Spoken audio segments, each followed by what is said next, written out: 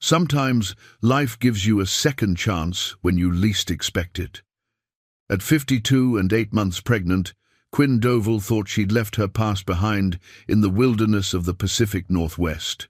She lived alone, off-grid, a former wilderness guide who wanted nothing more than peace. Then she found an abandoned train car for sale, deep in the old timber country. Something about it called to her, and she bought it without knowing why. When she stepped inside, she discovered it wasn't empty. Hidden beneath the rotted floor were things that connected to a family she'd been running from for 30 years. But Quinn wasn't the only one who knew about that train car. Someone had been watching those woods for a very long time. What was hidden inside that rusted train car? Before we jump back in, tell us where you're tuning in from, and if this story touches you, make sure you're subscribed, because tomorrow I've saved something extra special for you.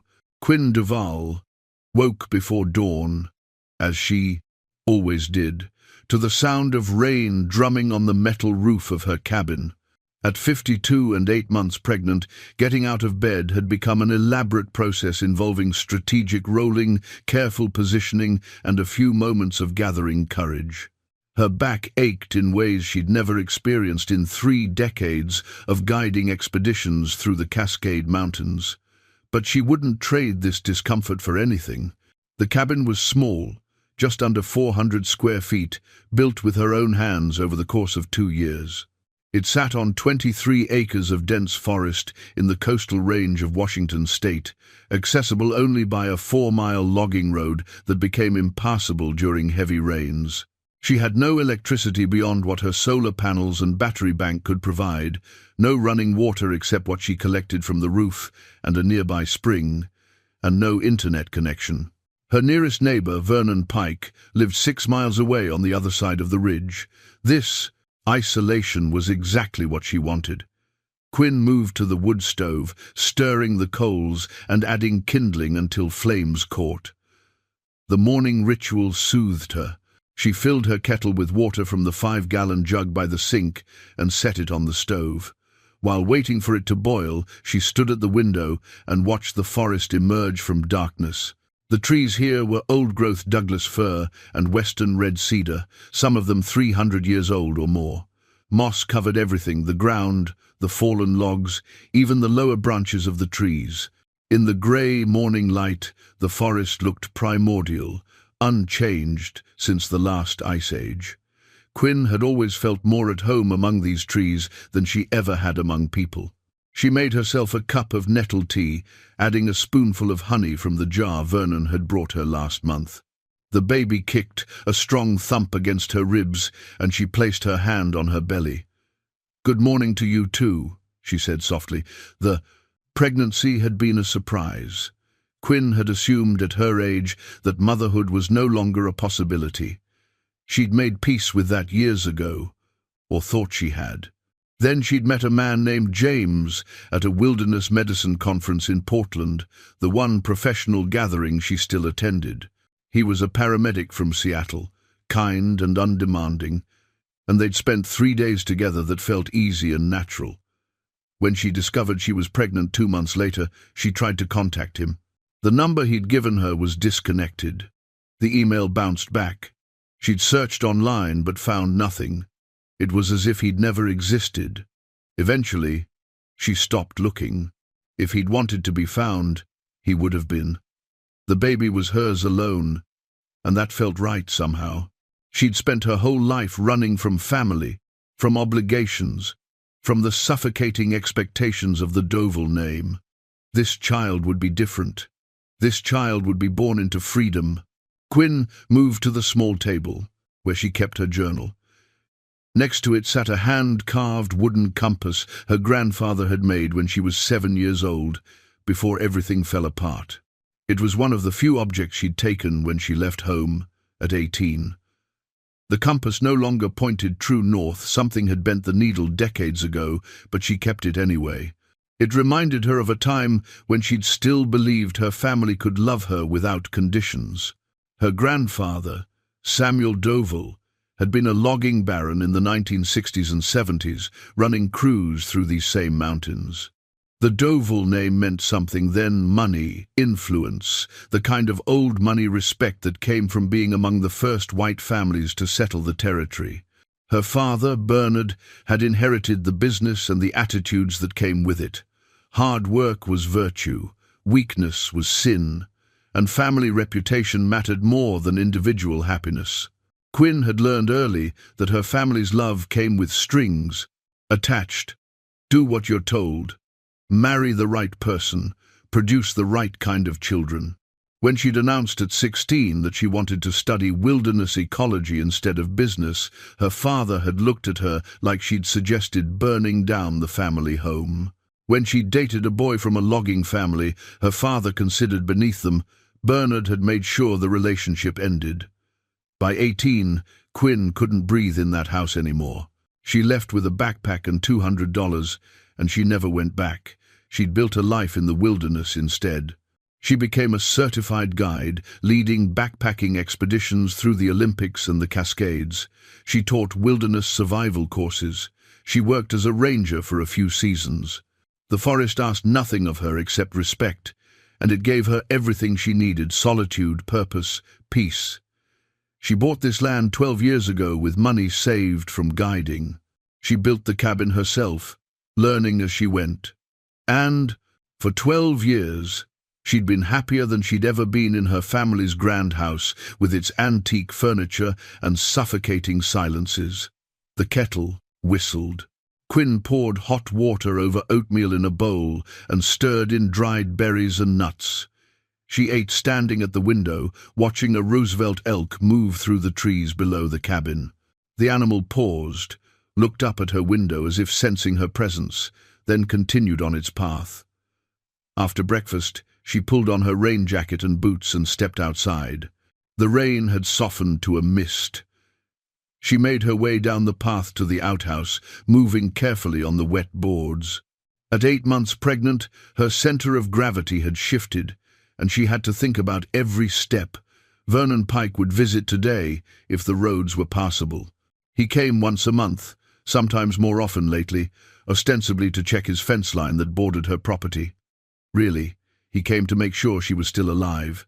He was 74, a retired millwright who'd worked in the lumber mills before they all closed. He lived alone on a small homestead he'd built in the 1980s. They'd become friends over the years, united by their preference for solitude and their mutual respect for self-reliance. Vernon didn't know about the dreams yet. Quinn hadn't told anyone. They'd started 3 months ago, vivid and insistent, always the same. She would be walking through the forest at dusk, following a path she didn't recognize. The trees would open onto an old railbed, and there, sitting on rusted tracks overgrown with ferns, would be a single train car. It was a logging car, the kind used to transport timber out of the mountains before the roads were built. The car was red once, but now it was mostly rust and moss. In the dream, she would approach the car and climb inside. The interior was dark, but she could see shapes, boxes, bundles, objects covered in tarps, and she could feel a presence, not threatening but urgent, as if something was trying to tell her something important. She would wake from these dreams with her heart racing and a single thought echoing in her mind: find it, find the train car. At first, she dismissed the dreams as pregnancy hormones, her mind processing anxiety about the baby in strange ways. But they kept coming, night after night, growing more detailed.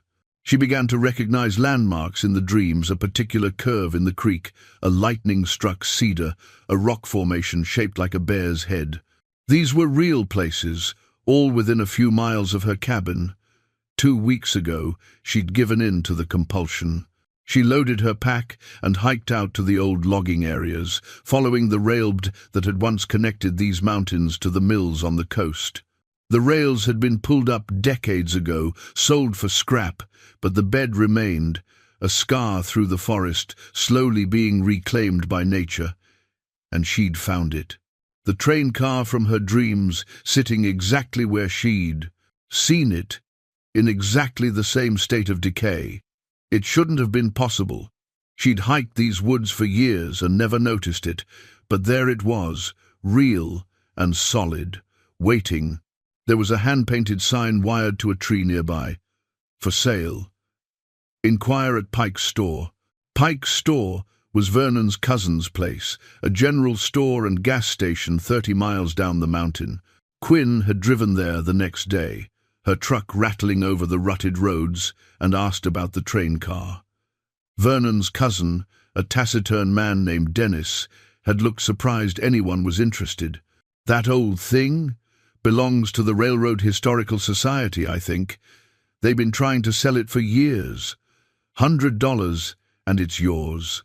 Nobody wants to haul it out. Quinn had written a check on the spot. She didn't know why. The compulsion was too strong to resist. The train car was hers now, legally purchased, though she had no idea what she would do with it. She hadn't gone back to examine it more closely yet. Something held her back, not fear exactly, but a sense that once she truly investigated the car's interior, something would change irrevocably.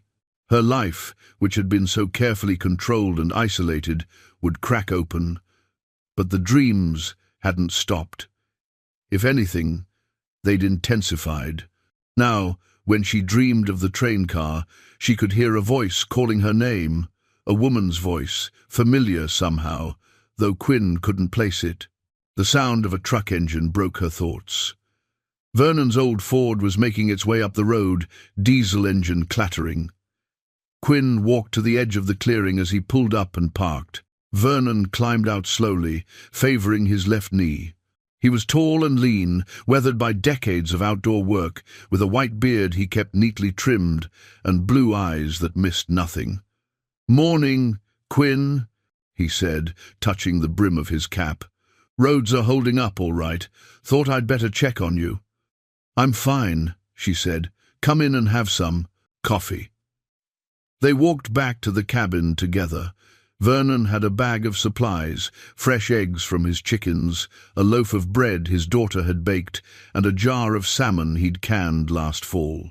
He never made a fuss about bringing things, just set them on her counter as if they were ordinary, neighborly exchanges, though Quinn knew he refused to take anything in return. She made coffee in her French press while Vernon settled into the chair by the stove. They sat in comfortable silence for a few minutes, drinking coffee and listening to the rain pick up again outside. "Dennis mentioned you bought that old train car," Vernon said finally. "Didn't know you were interested in railroad relics." Quinn cupped her hands around her mug. "I found it while hiking. Seemed like something worth preserving." Vernon studied her with those sharp eyes. "That car's been sitting there since the 50s, maybe earlier. Part of the old Deauville timber line." Quinn's head snapped up. "What? Your family's operation? Your grandfather ran logging trains through here until the roads came in. That was one of the cars they left behind when they pulled up the rails." Vernon paused. "You didn't know?" "No." Quinn's voice sounded strange to her own ears. "I had no idea." "Well, it's yours now, I suppose." "In a way, it always was." Vernon sipped his coffee. "You planning to do anything with it?" "I don't know yet," Quinn said. "I need to go back and look at it more carefully, see what condition it's really in." What she didn't say. "I need to understand why it's been calling to me in my dreams. I need to know what's inside. I need to understand why my family's history is reaching out to me now, after all these years of keeping it at bay." Vernon left an hour later after checking that she had enough firewood split and stacked. He made her promise to radio him if the baby came early. She had a two-way radio for emergencies, though she'd only used it once in 12 years, when she'd broken her ankle and needed help getting down the mountain to the clinic. After he was gone, Quinn stood at her window and looked toward the forest where the train car waited. The baby kicked again, insistent, as if urging her forward. Tomorrow, she decided. Tomorrow she would go back to the train car and face whatever secrets her family had left rusting in the woods. Quinn set out at first light, her pack loaded with tools, a flashlight, work gloves, and water. The hike to the train car would take about 90 minutes at her current pace, moving carefully over uneven ground. She'd told herself she was just going to assess the structure, maybe clear some of the brush around it, begin the practical work of preservation, but she knew she was lying to herself. She was going because she had to know what was inside. The morning was clear and cold, the kind of crystalline autumn day that made the forest glow. Shafts of sunlight cut through the canopy, illuminating the moss and ferns in shades of impossible green. Quinn followed the old railbed, her boots crunching on gravel that had been laid down 70 years ago. In some places, the forest had completely reclaimed the path. In others, the cut through the trees was still visible, a corridor leading deeper into the mountains. She recognized the landmarks from her dreams. Now, the lightning-struck cedar, split down the middle but still alive, its bark blackened but new growth emerging from the wound. The rock formation that looked like a bear's profile when viewed from a certain angle. The creek that ran alongside the railbed, swollen with recent rain, its water dark as tea from tannins leached from the cedar roots. And then, around a bend in the path, there it was. The train car sat canted slightly to one side, its wheels long since rusted to immobility. It was a boxcar, probably 40 feet long, with sliding doors on each side. The wood siding was mostly rotted away, revealing the metal frame beneath. Moss covered every surface, thick as fur, and ferns grew from the roof where soil had accumulated. A young hemlock had taken root at one end, its roots working into the seams of the car. It should have looked derelict, abandoned, dead. But standing there in the morning light, Quinn felt the same pull she'd felt in her dreams. The train car was waiting for something. For her. She approached slowly, placed her hand on the metal frame. It was cold and rough with rust, but solid. The structure had held up remarkably well, despite decades of exposure. Her grandfather had built things to last. The sliding door on the near side was stuck, jammed in its track by rust and debris. Quinn set down her pack and worked at it with a pry bar, feeling the baby shift uncomfortably as she strained. The door groaned, metal scraping against metal, and finally gave way. It slid open about 3 feet, enough for her to squeeze through. The smell hit her first: damp wood, rust, earth, and something else she couldn't quite identify. Old paper, maybe. Leather. The accumulated scent of decades undisturbed.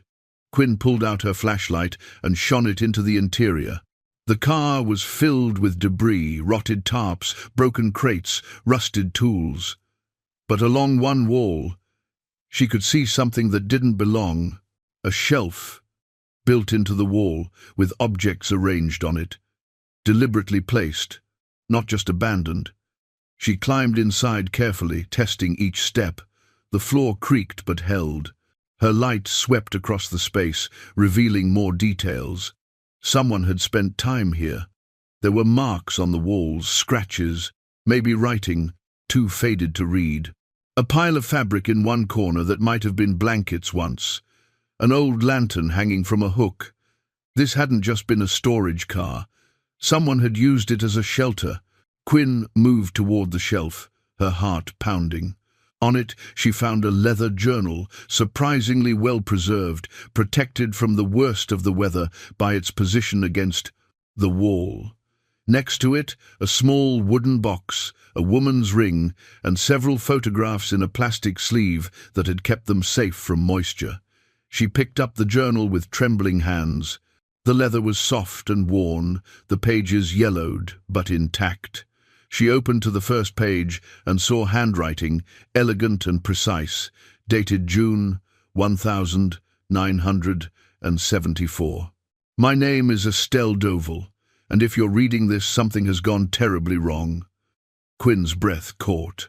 Estelle, her father's sister, the aunt who had disappeared when Quinn was just a baby, whose name was never spoken in the Doval household, whose existence had been erased so thoroughly that Quinn hadn't even known she existed until she was 12 and found an old family photo in the attic. She'd asked her mother about the woman standing next to her father in the picture, and her mother had gone pale. "We don't talk about Estelle," she'd said, and that had been the end of it. When Quinn had pressed her father later, he'd gotten angry. In that cold, controlled way he had, Estelle made her choices. She's dead to this family. Quinn had assumed her aunt had done something unforgivable, married the wrong man maybe, or run off and embarrassed the family. In the Deauville household, reputation was everything, and deviation from the family's expectations was the worst sin imaginable. But now, holding Estelle's journal in her hands, standing in what must have been her hiding place, Quinn understood that the story was more complicated than she'd imagined. She turned the pages carefully, reading by flashlight. Estelle's entries were detailed, painting a picture of a young woman trapped by her family's expectations. She was 26 in 1974, teaching at the local elementary school, living at home because unmarried daughters didn't live alone. She wrote about feeling suffocated, about arguments with her father, Quinn's grandfather, about her future. And then, in July, everything changed. Estelle had fallen in love. "His name is Thomas Whitfield," she wrote. "He's a timber scout, works for the Forest Service, knows these mountains better than anyone I've ever met. He's kind and gentle, and when he looks at me, I feel seen for the first time in my life. But my family will never accept him. They'll never accept us." Quinn read on, her throat tight. The reason was clear. Thomas was native, from the Quinault nation, and the Deauville family, with their old money and older prejudices, would rather die than accept a native man into the family. Estelle and Thomas had tried to keep their relationship secret, meeting in the forest, in this train car that sat on land, her family controlled but rarely visited. They'd made plans to leave together, to start over somewhere. Her family name meant nothing. But in August, Estelle discovered she was pregnant. The entries became more frantic after that. Her family had found out somehow. Her father and brother Bernard, Quinn's father, had confronted her, threatened. Quinn, told her she would give the baby up for adoption and never speak of Thomas again. They'd threatened Thomas too, though Estelle didn't specify what they'd said. Quinn turned to the photographs. The plastic sleeve held 4 pictures. The first showed a young woman with long dark hair and serious eyes, standing in front of the very train car Quinn now occupied. The resemblance to Quinn was striking: the same square jaw, the same direct gaze. The second photo showed Estelle with a man who must be Thomas. He was tall and broad-shouldered, with long black hair pulled back, wearing work clothes.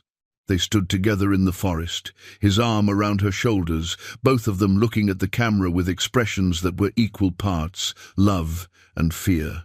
The third photo was of the train car's interior, cleaner than it was now, set up almost like a tiny apartment. There was a camp bed, a small stove, shelves with supplies, their refuge. The fourth photo made Quinn's hands shake. It showed Estelle, clearly pregnant, holding up a piece of paper to the camera. On it she'd written, "Kenna, the 15th of July, 1974. A birth announcement. Estelle had given birth. The baby was real. Quinn flipped through the remaining pages of the journal, her pulse racing. The last few entries were dated late August, early September. Estelle wrote about having the baby at a county hospital, about how they'd taken her daughter immediately, about how her family had arranged an adoption without her consent. She was frantic, trying to find out where Kenna had been taken, desperate to get her back. The final entry was dated the 3rd of September 1974. "Thomas and I are meeting here tonight. We have a plan. He knows people who can help us, who will testify that the adoption was coerced. We're going to get Kenna back, and then we're leaving. I don't care what my family does. I don't care if they disown me. My daughter deserves to know her mother. Thomas and I deserve to be a family. If I don't make it, if something goes wrong, I want whoever finds this to know that I loved my daughter. I wanted her. I fought for her. Her name is Kenna Whitfield, and she should know that her mother never gave her up willingly. That was the last entry. The pages after were blank. Quinn sat down heavily on a broken crate, the journal in her lap. Her mind was reeling. Estelle had died that night, the 3rd of September, 1974, or disappeared at least. And Thomas had vanished too. The official story, the little Quinn had been able to piece together over the years, was that Estelle had run away, abandoned her family, and never been heard from again. But Quinn knew her family. She knew how they operated. She knew what they were capable of when their reputation was threatened. A sound outside the train car made her freeze. Footsteps, deliberate and careful, moving through the underbrush. Someone was out there. Quinn switched off her flashlight and moved to the door, peering out. She could see movement in the trees, a figure walking away, tall and upright. A man, she thought, though it was hard to tell. He wore clothes that looked strange, outdated heavy canvas work pants, a plaid wool shirt, a hat she couldn't quite make out. He moved with purpose, following a path she couldn't see, and then he simply disappeared into the shadows between the trees. Her heart hammered. She waited 5 minutes, listening, but heard nothing more. No footsteps, no breaking branches, just the normal sounds of the forest birds, wind, the distant rush of the creek. When she was sure whoever it was had gone, Quinn gathered the journal, the photos, and the wooden box. She couldn't stay here any longer. She needed time to think, to process what she'd found. And she needed to decide what to do with this information. As she climbed out of the train car, something caught her eye. Fresh carvings on a nearby alder tree, marks that definitely hadn't been there before. They looked like symbols, deliberate cuts into the bark. She moved closer to examine them and felt a chill run down her spine. The marks formed letters, crude but readable. Truth. Someone else knew about this place. Someone had been watching her. And they wanted her to find the truth. Quinn shouldered her pack and started back toward her cabin, moving as quickly as her pregnant body would allow. The weight of Estelle's journal pressed against her back, and with it, the weight of a secret that had been buried for 30 years. By the time she reached her cabin, her legs were shaking from exertion, and her mind was racing. She locked the door behind her, something she rarely did, and set the items from the train car on her table. She made tea with shaking hands and sat down to read the journal again, more carefully this time, looking for clues about what had really happened to Estelle and Thomas. The baby kicked hard, as if responding to Quinn's agitation. She placed her hand on her belly, trying to calm herself. But one thought kept echoing in her mind. Estelle had a daughter, Kenna Whitfield. If she was still alive, she would be 50 years old now, and she would have no idea who her real mother was or what had happened to her. Quinn knew what she had to do. She had to find Kenna. She had to tell her the truth, and she had to figure out what happened to Estelle and Thomas on that September night in 1974. Outside, the afternoon light was fading. Quinn looked toward the window and saw, just for a moment, a figure standing at the edge of the tree line, the same tall figure from the train car, watching her cabin. She blinked, and it was gone. But the message was clear. This wasn't over. The past wasn't done with her yet. Quinn didn't sleep that night. She sat at her table with the journal open, reading and rereading Estelle's words by lamplight, trying to piece together what had happened. The baby moved restlessly inside her, and she had to keep reminding herself to breathe slowly, to stay calm. By the dawn, she'd read the entire journal 3 times and formed a picture of Estelle's life that made her chest ache. Her aunt had been kind, idealistic, desperate for a life beyond the suffocating confines of the Dovell family. She'd loved teaching, loved the mountains, loved Thomas with a fierce certainty that came through in every word. And she'd loved her baby, Kenna, with protective ferocity, even though she'd only held her for a few hours before the baby was taken away. Quinn made coffee as the sun rose, her movements automatic. She kept glancing at the window, half expecting to see the figure again, but the forest was empty, except for the usual morning activity. The wooden box sat on the table, still unopened. Quinn picked it up now, examining it carefully. It was cedar, hand-carved with simple geometric patterns, the kind of box someone made with care. As a gift. She opened it slowly. Inside, wrapped in oiled cloth, were letters. A thick stack of them, tied with string.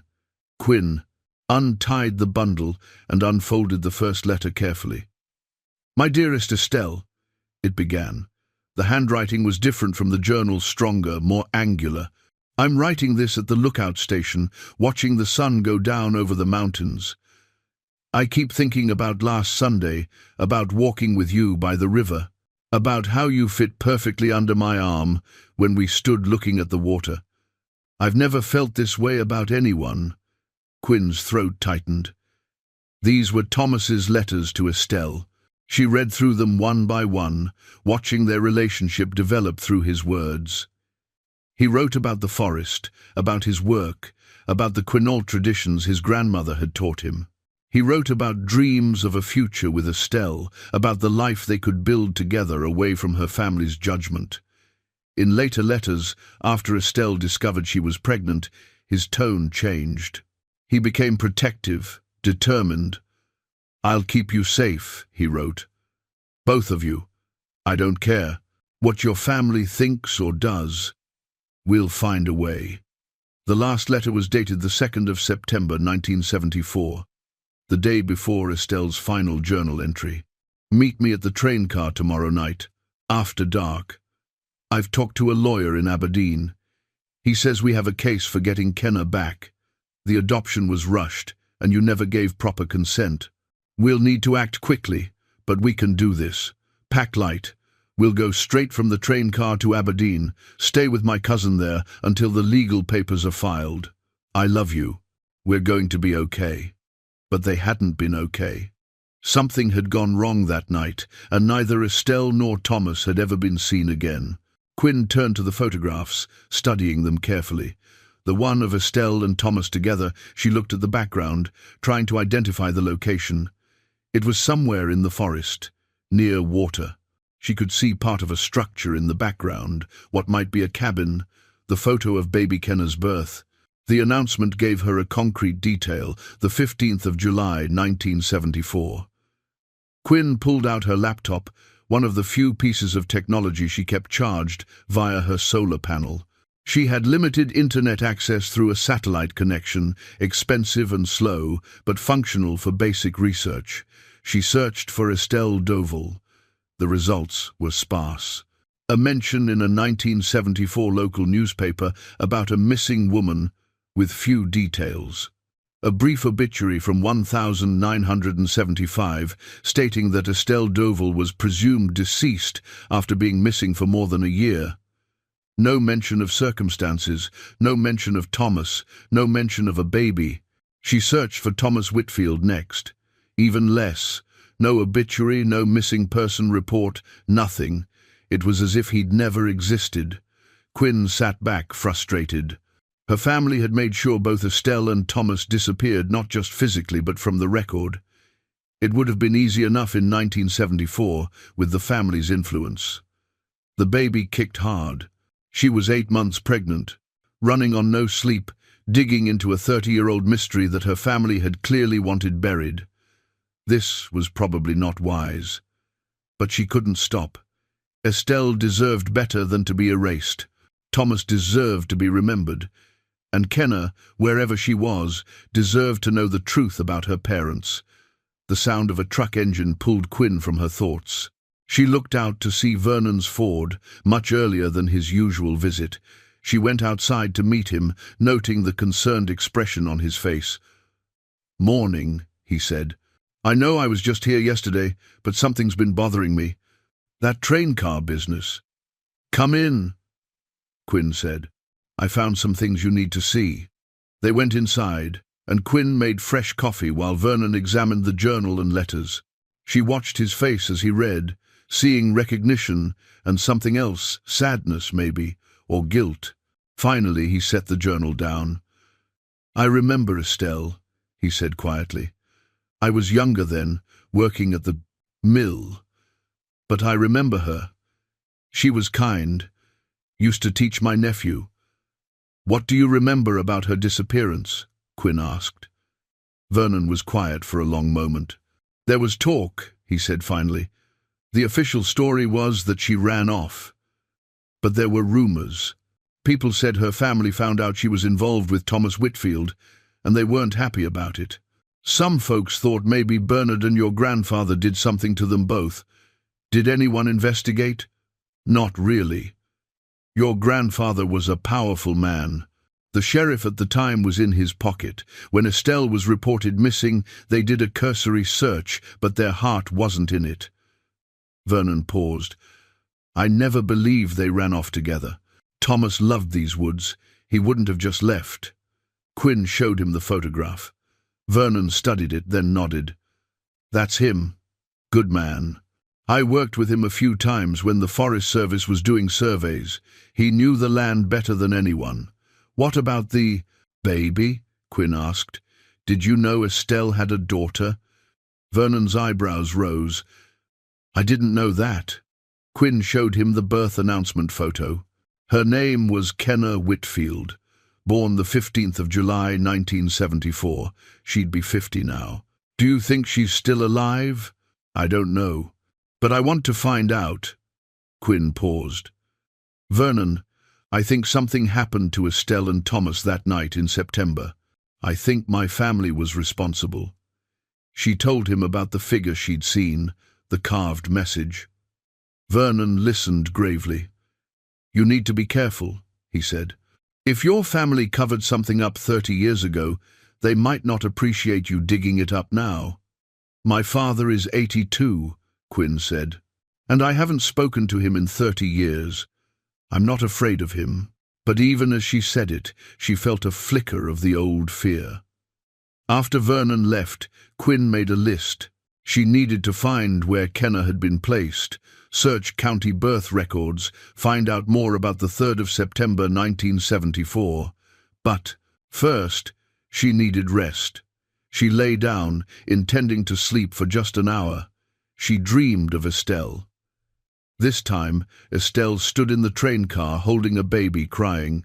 "Tell her," Estelle said, looking at Quinn. "Tell her I loved her.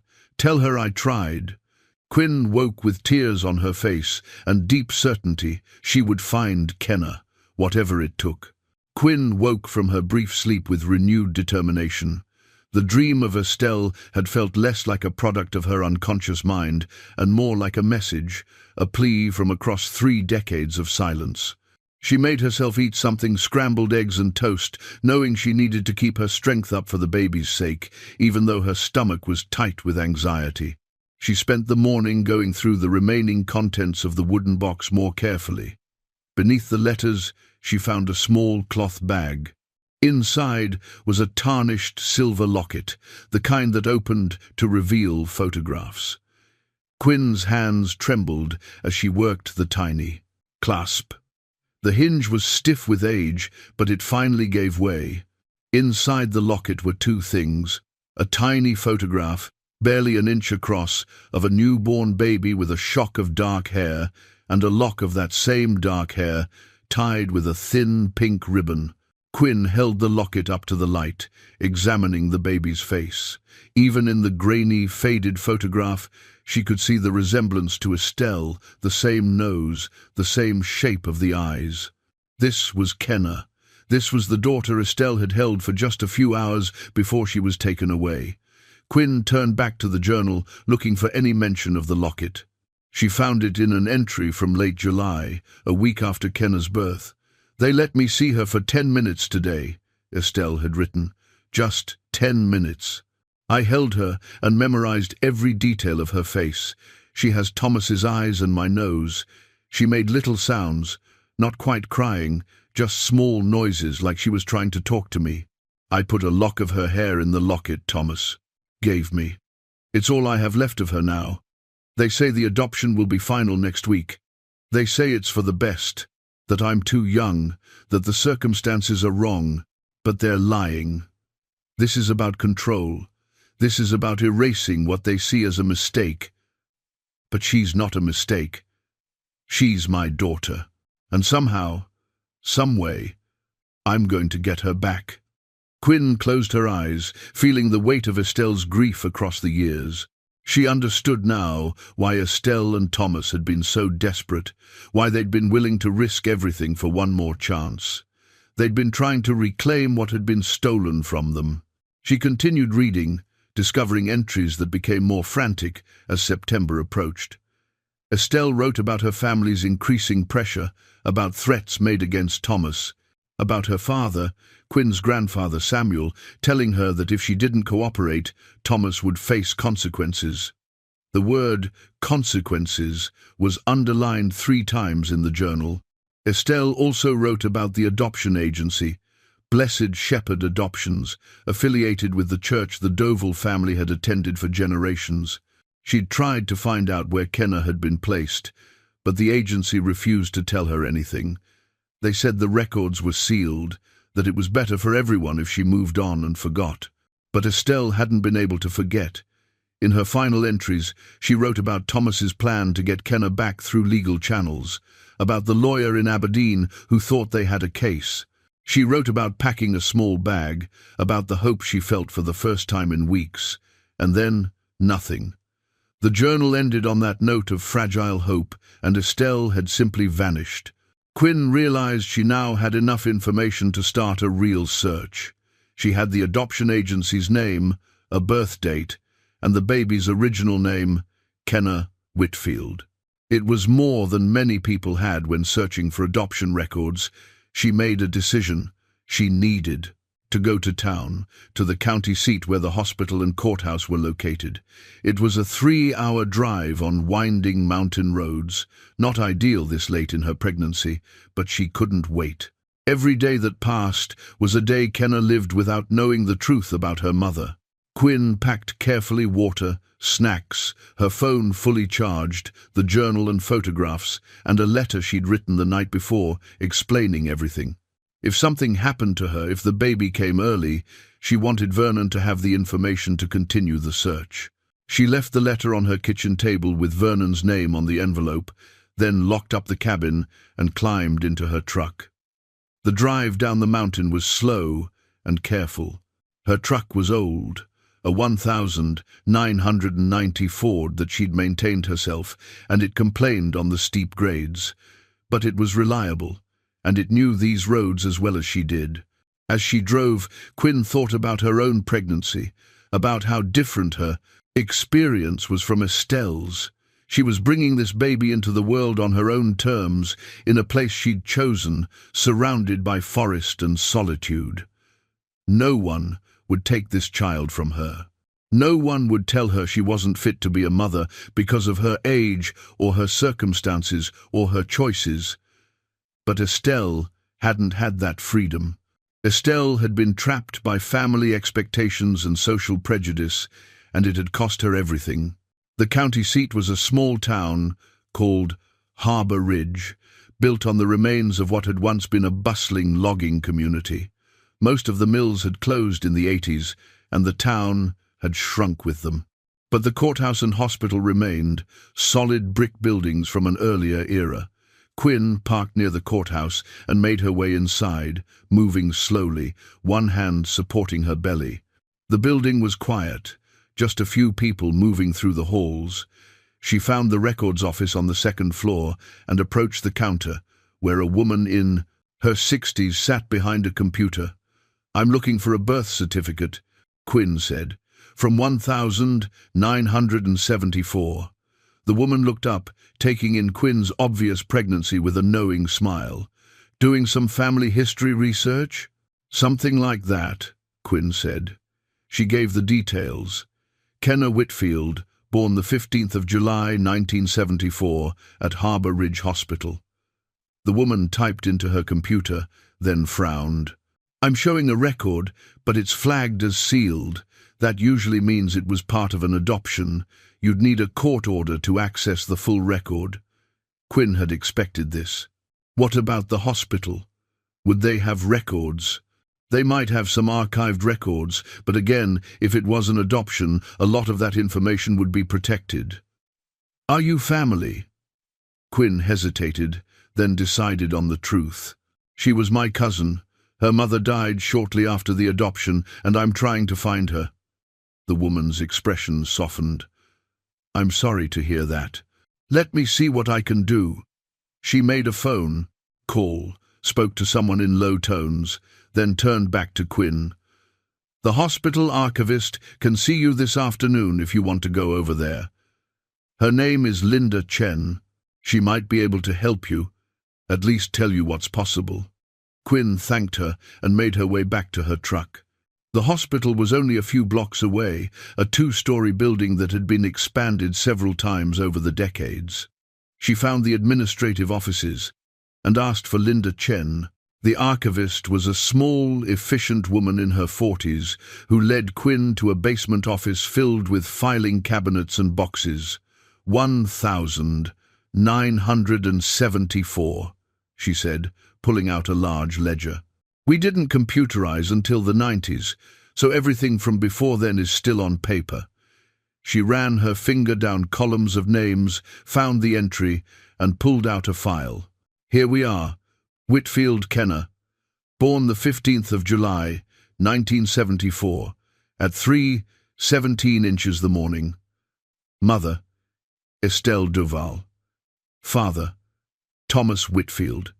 She looked up at Quinn. You said your family? Estelle was my aunt, Quinn said. Linda nodded slowly. The baby was placed for adoption through Blessed Shepherd Adoptions 2 days after birth. That agency closed in 1986 after some legal troubles. There were allegations of coerced adoptions, improper procedures. A lot of their records were sealed by court order, but some information was transferred to the state system. Is there any way to find out where she was placed? Quinn asked. Or what name she was given? Linda was quiet for a moment, clearly wrestling with what she could ethically share. Finally, she said, I can tell you that the adoption was arranged prior to birth. The adoptive parents were pre-selected, which was common in private adoptions at that time. And I can tell you that the family who adopted her was local, from within the county. Quinn's heart beat faster. Local? Do you have a name? I can't give you that without proper authorization. But Linda paused, seemed to make a decision. The agency kept a list of families they worked with. That list is part of the public record now, after the investigation in the 80s. You might be able to cross-reference it with other information you have. She pulled out a photocopy of a document, a list of names, addresses, and dates. These are the families who adopted through Blessed Shepherd between 1,970 and 1,980. If your cousin was adopted locally, her family would be on this list. Quinn took the document with shaking hands. There were perhaps 50 names, arranged by year. She found 1974 and scanned down the list. Most of the families had addresses in towns she didn't recognize, but one name made her stop cold. Ross, Howard and Patricia, Forks, Washington. July 1974. Forks. That was only 40 miles from her cabin, a small logging town on the Olympic Peninsula. Quinn had been there a dozen times for supplies. Is there any way to verify this was the family? Quinn asked. Linda looked at the entry, then back at her. File. The dates match, and I can tell you that the adoptive family in this case was approved by the birth mother's family, which was unusual. Typically, the agency made those decisions, but in this case, there were notes indicating that the Doval family had specifically requested this placement. Quinn felt a cold certainty settle over her. Her grandfather had chosen where Kenner would go. He'd maintained control even over that, making sure the baby was placed somewhere he could monitor, somewhere that wouldn't threaten the family's reputation but would keep the bloodline close. It was exactly the kind of thing Samuel Doval would do. Thank you, Quinn said. This helps more than you know. Linda handed her the photocopy. I hope you find her, and I hope it brings you both some peace. Quinn left the hospital and sat in her truck for a long time, staring at the name. Kenna Ross. It had to be her. The timing was right, the location made sense, and the fact that her grandfather had arranged it fit perfectly with everything she knew about her family. She pulled out her phone and searched for Kenna Ross, Forks, Washington. Several results came up, but one stood out. A small business listing for Ross Woodworking Custom Furniture and Restoration. Owner, Kenna Ross. There was an address, a phone number, and a website. Quinn clicked through to the website and found a photo of the owner. A woman in her 50s with long dark hair, streaked with grey, strong features, and serious eyes that looked hauntingly familiar. She looked like Estelle. She looked like Quinn. She looked like family. Quinn sat in her truck, her hand on her belly, feeling the baby move. She'd found her. After 30 years of being hidden, erased, kept secret, Kenna was just 40 miles away, living her life, completely unaware that her birth mother had loved her, had fought for her, had died, trying to get her back. Quinn started the truck and began the drive home. Tomorrow she would go. To Forks. Tomorrow she would meet Kenna and tell her the truth. But tonight she needed to prepare. She needed to figure out exactly what she was going to say to a woman whose entire understanding of her origins was about to be upended. The drive back up the mountain seemed longer than usual. By the time Quinn reached her cabin, the sun was setting and her body ached with exhaustion. But her mind was racing, already composing the words she would use, already imagining the meeting. She made herself a simple dinner, then sat at her table and wrote out everything she knew, creating a timeline of events. She wanted to present Kenna with clear facts, not just emotion and speculation. As darkness fell, Quinn heard a sound outside the now familiar presence of the watcher. She went to the window and saw the tall figure again, standing at the edge of the clearing. This time, instead of fear, she felt something else. Recognition, maybe, or gratitude. Whoever was watching over this place, whether it was a living person who knew the truth or something less tangible, they'd led her to the journal. They'd guided her to the truth. And now she was going to honor that by giving Kenna back her history. Quinn placed her hand on the window glass, a gesture of acknowledgement. The figure stood still for a moment longer, then turned and walked back into the forest, disappearing into the darkness between the trees. Quinn woke before dawn with a sense of purpose stronger than any she'd felt in years. Today, she would drive to Forks and find Kenna. She dressed carefully, choosing clean jeans and a soft flannel shirt, wanting to look presentable but not formal. She packed a bag with the journal, the photographs, the locket, and the letters, all the physical evidence of Estelle and Thomas's love and loss. Before leaving, she studied the website for Ross Woodworking more carefully. The gallery showed beautiful pieces, tables made from reclaimed wood, chairs with intricate joinery, cabinets with hand-carved details. The work showed skill and artistry, patience and attention to detail. Quinn found herself hoping that Kenna had found happiness in her craft, that her life had been good despite the circumstances of her adoption. The drive to Forks took just over an hour on roads that wound through dense forest. The town itself was small, perhaps 3,000 people, with a main street lined with businesses that catered to loggers, fishermen, and the occasional tourist heading to the coast. Quinn found the address for Ross Woodworking easily. It was a workshop and showroom on the edge of town, a building that had clearly once been something else, maybe a garage or small warehouse. She parked across the street and sat for a moment, gathering her courage. Through the large windows of the showroom, she could see finished pieces of furniture, and beyond that, the workshop itself.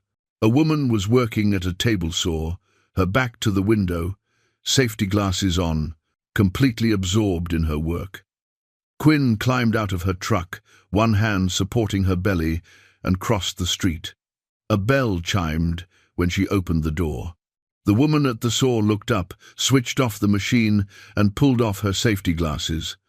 Up close, the resemblance to Estelle was even more striking. She had the same bone structure, the same direct gaze, though her eyes were lighter. Thomas's eyes, Quinn realized. "Can I help you?"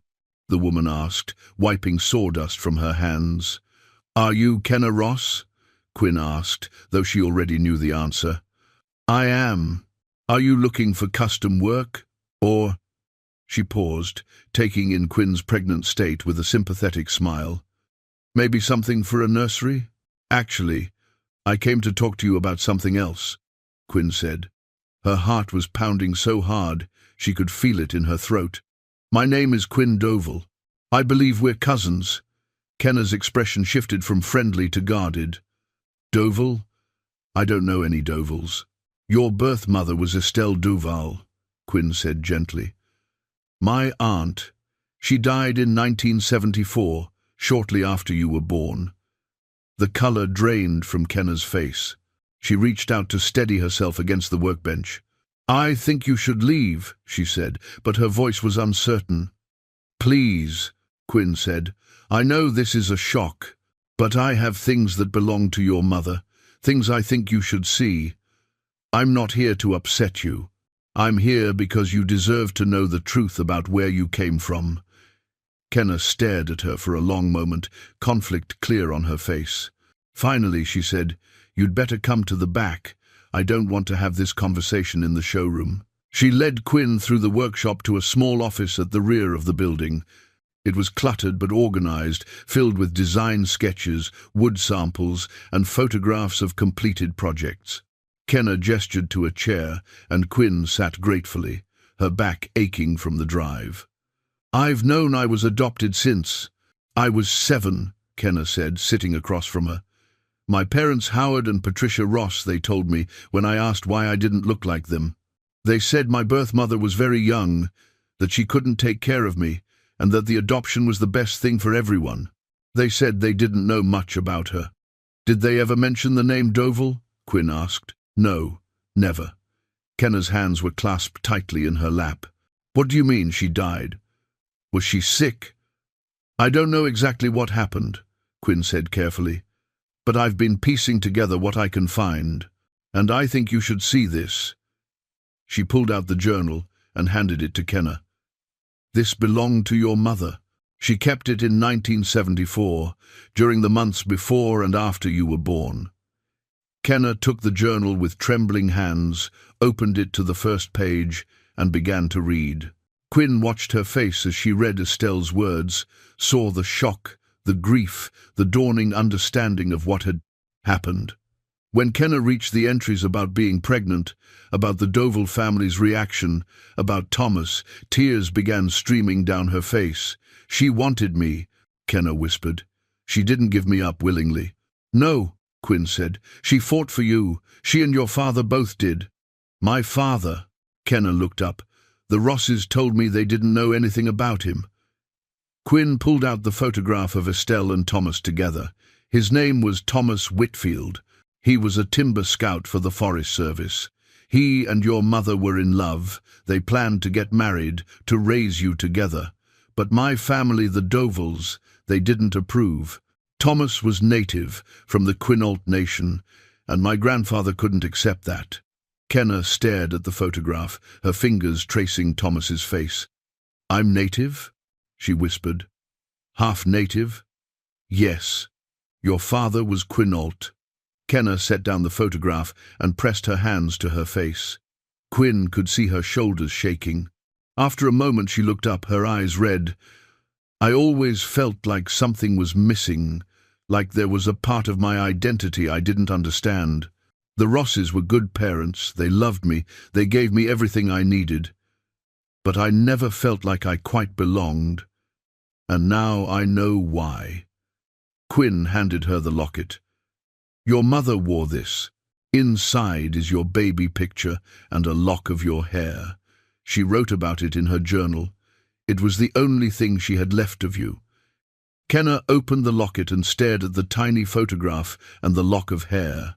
Her tears fell onto the silver surface, and she made no move to wipe them away.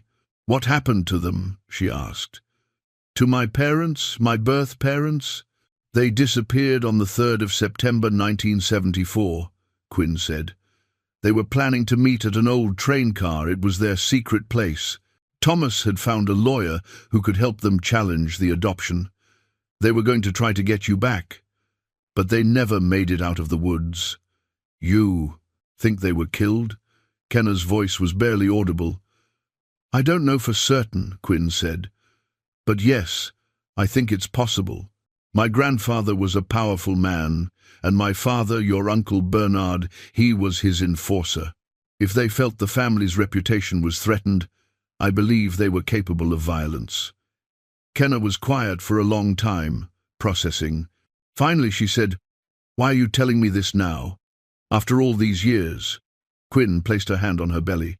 "Because I'm about to become a mother myself, and I couldn't bear the thought of you living your whole life without knowing that your mother loved you, that she wanted you, that she died trying to protect you. You deserve to know the truth." "Do you have any proof?" Kenna asked. "About what happened to them?" "Not yet," Quinn admitted, "but I'm looking. Your mother's journal mentioned a map, and there were markings on trees near the train car. I think there might be evidence buried in those woods. I just haven't been able to investigate fully because," she gestured to her pregnant belly, "because this has made things complicated." Kenna stood abruptly and walked to the window, staring out at the street. Quinn waited, giving her time to process.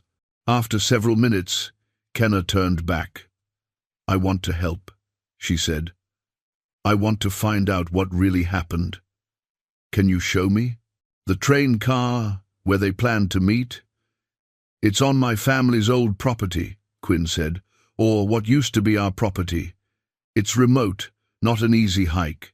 But yes, I can show you, though maybe we should wait until after my baby is born." "No," Kenna said firmly. "I've waited 50 years already. I don't want to wait any longer." "When can we go?" Quinn hesitated, thinking about the risks. But looking at Kenna's face, seeing the determination there, the same determination Estelle had shown in her journal, she understood. This woman had a right to know where she came from, to see the place her parents had loved, to search for answers. "Tomorrow," Quinn said, "meet me at this address at dawn." She wrote down directions to her cabin. "It's a few miles hike from there to the train car. Bring good boots and be prepared for rough terrain." Kenna nodded. "I'll be there." She paused. "Thank you for finding me. Thank you for caring enough to tell me the truth." "Your family," Quinn said simply. "That means something, even if I only just found you." As Quinn drove home, she felt both relief and apprehension.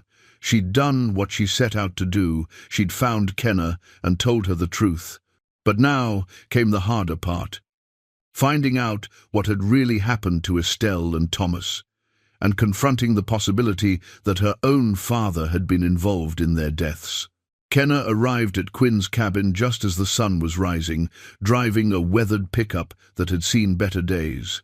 She dressed for hiking, good boots, sturdy pants, a pack on her shoulders. Quinn met her outside, noting the determined set of her jaw and the shadows under her eyes that suggested she hadn't slept much. "Ready?" Quinn asked. "I've been ready for 50 years, Kenna replied. "I just didn't know what I was waiting for." They set out along the old rail, moving slowly to accommodate Quinn's pace. The morning was cool and clear, perfect hiking weather. As they walked, Kenna talked about her life growing up in Forks, learning woodworking from her adoptive father, taking over his business when he retired. She'd married young, divorced in her 30s, had no children. She'd always felt something was incomplete, but she'd built a good life anyway. "The Rosses were kind people," she said. "I don't want to dishonor them by being angry about the adoption, but I wish they'd told me more. I wish they'd been honest about my origins." "They might not have known the full truth themselves," Quinn said. "My family was good at controlling information. When they reached the train car, Kenna stood, still for a long moment, just staring at it. Then she walked forward and placed her hand on the rusted metal, the same gesture Quinn had made days earlier. "They were here," she whispered. "My parents stood here, planning their future." Quinn climbed inside and showed Kenna where she'd found the journal, the photographs, the letters. Kenna examined everything carefully, reading passages from the journal aloud, tracing her fingers over her parents' handwriting. "There was supposed to be a map," Quinn said. "Estelle mentioned it in one of the entries. I found markings on a tree outside, but I haven't followed them yet." They spent an hour searching the train car more thoroughly, moving aside debris, checking every possible hiding place. Finally, Kenna found it tucked into a gap between wall panels, a piece of oilcloth protecting a hand-drawn map. Quinn spread it out carefully. The map showed the area around the train car, with trails and landmarks marked, and in red ink, someone had drawn an X about half a mile into the deeper woods, near an old creek bed. "What do you think is there?" Kenna asked. "I don't know," Quinn said. "But your mother marked it for a reason, and there's something else I need to tell you." She explained about Vernon, about his memories of that time, about the rumors that had circulated. She told Kenna about the figure she'd seen watching the train car, about the carved message on the tree. Kenna listened carefully, then said, "We need to go to that spot. Whatever's there, I need to see it." "It could be dangerous," Quinn warned. "If there's evidence of what happened, it might implicate my family. And my father, your uncle, he might still be watching this area." "I don't care," Kenna said. "I need to know." They left the train car and began following the map, moving deeper into the forest. The terrain became rougher, and Quinn had to stop frequently to catch her breath. The baby was heavy, pressing against her lungs, and the uneven ground made every step an effort. Kenna noticed and suggested they turn back, but Quinn refused. She'd come this far. She wouldn't stop now. The creek bed was exactly where the map showed it would be, mostly dry this time of year, but still damp in the deepest parts. The X marked a spot on the near bank, under an old cedar tree. "Here," Quinn said, pointing. They stood looking at the spot for a moment. The ground was covered in decades of fallen needles and moss, showing no obvious signs of disturbance. But when Quinn looked more carefully, she could see that the moss pattern was slightly different in this area, as if the ground had been disturbed long ago and nature had slowly covered the evidence. "We need tools," Kenna said. "Shovels, maybe a metal detector." "Vernon has those," Quinn said. "He's helped me before. We could ask him to meet us here." They hiked back to Quinn's cabin, and Quinn used her radio to contact Vernon. She explained what they'd found, and he agreed to come with equipment. He arrived 2 hours later, his truck loaded with tools. Vernon studied the map, then looked at Kenna with recognition. "You look just like her," he said quietly. "Just like Estelle." "You knew my mother?" Kenna asked. "I did. She was a good person. She didn't deserve what happened to her." The three of them hiked back to the marked location.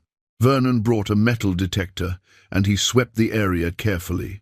The detector beeped strongly in one spot, about 2 feet from where the X was marked. They began to dig. The soil was soft from recent rains, rich with decomposed organic matter. About 2 feet down, Vernon's shovel struck something metal. He cleared away more soil, revealing a rusted hunting knife. Quinn picked it up with shaking hands, turned it over, and found initials carved into the wooden handle: B.D. Bernard Duval. Her father's knife. "That's evidence," Vernon said quietly. "That places him at this location." They kept digging. More carefully now, a few inches deeper, they found scraps of fabric, rotted remnants of clothing, then buttons, copper and tarnished, and then, unmistakably, bone fragments. Kenna made a sound like she'd been hit, stumbling backward. Quinn caught her arm, steadying her. "We need to stop," Vernon said. "This is a crime scene. We need to contact authorities." "No," Quinn said. Not yet. We need to know everything first. They dug more carefully, marking where they found each item. Nearby, they discovered a small metal box, locked and heavily corroded. Vernon pried it open with a screwdriver.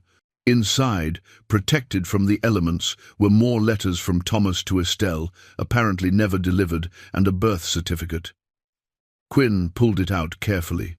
It was for Kenna Whitfield, born the 15th of July, 1974, at Harbour Ridge Hospital. Mother, Estelle Duval. Father, Thomas Whitfield. This is your original birth certificate, Quinn said, handing it to Kenna. Before the adoption, before your name was changed, this is proof of who you really are. Kenna held the document with trembling hands, tears streaming down her face. My name was Kenna Whitfield, she whispered. I had parents who loved me, who died for me. They also found a note in Thomas's handwriting, the paper protected by being wrapped in plastic. If you find this, know we tried. They wouldn't let us be. Tell our daughter we loved her. Tell her we fought to keep her. Quinn sat back on her heels, overwhelmed. The evidence was all here, proof that Bernard Duval had been at this location, proof that Estelle and Thomas had been buried here, proof that they'd been murdered to protect the family's reputation and control. What do we do now? Kenna asked. We document everything, Vernon said. He pulled out his phone and began taking photographs. We mark this location on GPS, and then we decide whether to involve the police or handle this another way.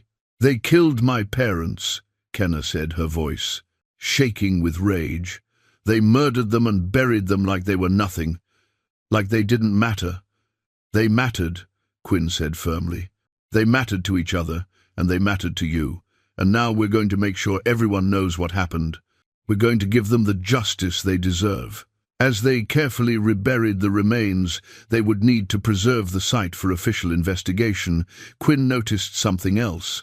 Carved into the cedar tree above the burial site were fresh symbols, the same style as the truth carving she'd seen near the train car. These symbols formed words. Witness. Remember. Vernon saw them too. Someone's been maintaining this site, he said. Someone's known about this all along. The Watcher, Quinn said. She looked around the forest, half expecting to see the tall figure, but the woods were empty, except for the three of them. As they hiked back to the cabin, Quinn's mind was racing. She had evidence now, real proof of what had happened. But bringing it to the authorities meant confronting her father, meant potentially destroying what remained of the Duval family name. It meant opening wounds that had been sealed for 30 years. But looking at Kenna walking beside her, seeing the determination in her cousin's face, Quinn knew there was no other choice. The truth had to come out. Estelle and Thomas deserved to be remembered, not as people who ran away, but as victims of violence and prejudice. At the cabin, they spread out all the evidence on Quinn's table. The knife, the birth certificate, the final note, photographs of the burial site. It was overwhelming. Undeniable. I'm going to call the sheriff, Vernon said. This is beyond what we can handle ourselves. Wait, Quinn said. Before we do that, there's something I need to do first. I need to confront my father. I need to hear him admit what he did. That's not safe, Vernon protested. If he's capable of murder, he's 82. He's old, Quinn said. And I'm his daughter. He won't hurt me. But I need to look him in the eye and tell him I know. I need to give him a chance to tell the truth, even if it's 50 years too late. Kenna nodded slowly. I want to be there. I want him to see me. I want him to know that his family couldn't erase me, couldn't make me disappear. Quinn looked at this woman, who was, by blood and by grief, her family. Then we'll go together, she said. Tomorrow. We'll drive to my father's house, and we'll tell him we know everything. That night, Quinn barely slept. She lay in bed, feeling the baby move, thinking about what she would say to Bernard. She hadn't spoken to him in 30 years. She'd walked away from that house, from that family, and she'd never looked back. But now she was going back, not as a supplicant or a rebellious daughter, but as someone seeking justice for the dead. The drive to Bernard Doval's house took 3 hours, winding through the mountains and down, to the valley where the old Doval estate still stood. Quinn hadn't been here since she was 18, but she remembered every turn of the road, every landmark. Some things you can't forget, no matter how hard you try. The house was exactly as she remembered it, a large Victorian-style home painted white with a wraparound porch and gardens that had once been meticulously maintained. Now they showed signs of neglect, overgrown in places, though someone still kept the worst of the wilderness at bay. Kenna sat beside her in the truck, silent and tense. Vernon had wanted to come too, but Quinn had asked him to stay behind. This was family business, ugly as it was, and it needed to be handled by family. "That's where I grew up," Quinn said, staring at the house. "Every window was a prison. Every room was filled with expectations I could never meet."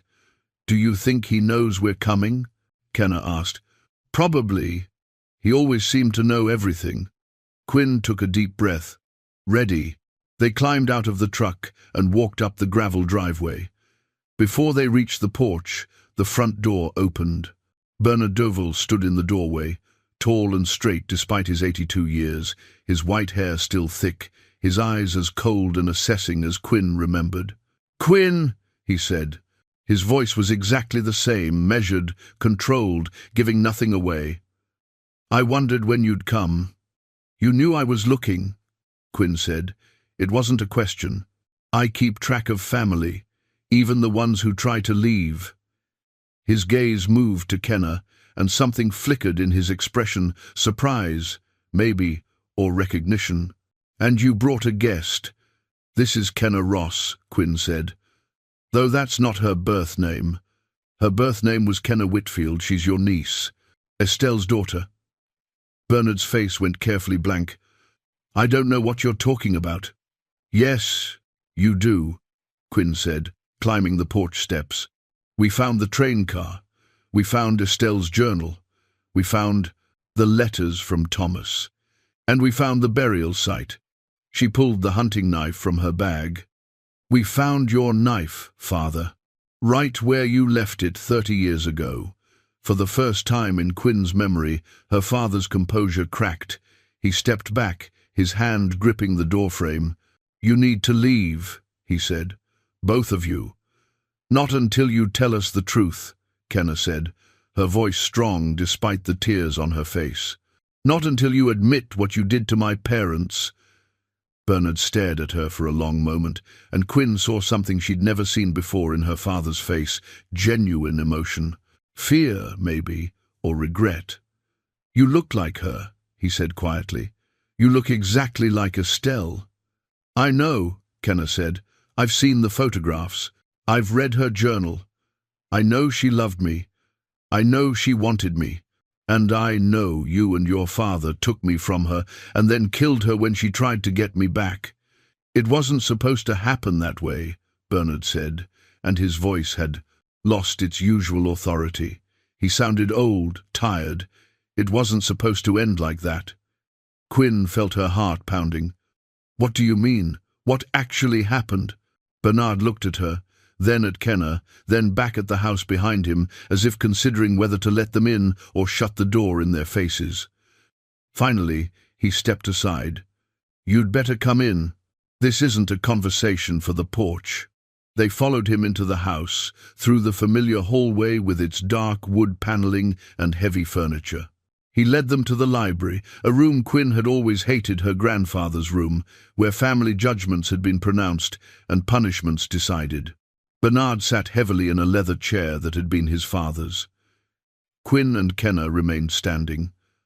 "My father arranged the adoption," Bernard began, not looking at them. "He said it was the only way to handle the situation without scandal. Estelle had gotten involved with that native man, gotten herself pregnant. Father said the family couldn't tolerate it. The baby would be adopted, quietly, to a family we could trust. Estelle would move away, start over. That was the plan. But Estelle didn't agree, Quinn said. No. She fought us every step of the way. She threatened to go public, to embarrass the family. She said she'd take us to court, fight the adoption. Father couldn't allow that. Bernard's hands were clasped tightly in his lap. He asked me to talk to Thomas, to make him understand that he needed to disappear, to leave Estelle alone. I went to meet him that night, September 3rd, at the train car. What happened? Kenna's voice was barely a whisper. Thomas wouldn't back down. He said he had a lawyer, that they were going to fight for the baby. He said Estelle was meeting him there, that they were leaving together. We argued. It got physical. Bernard finally looked up at them, and his eyes were wet. I hit him. I didn't mean to, I just wanted him to listen. But he fell, hit his head on the corner of the train car, the metal edge. He went down, and he didn't get up. The room was silent except for the ticking of an old clock on the mantel. Estelle arrived while I was trying to figure out what to do, Bernard continued. She saw Thomas on the ground, saw me standing over him. She screamed. She attacked me, hitting me, calling me a murderer. I tried to stop her, to calm her down, but she wouldn't stop. She ran into the woods. I chased her. His voice broke. She fell. The ravine near the creek bed, it was dark. She didn't see it.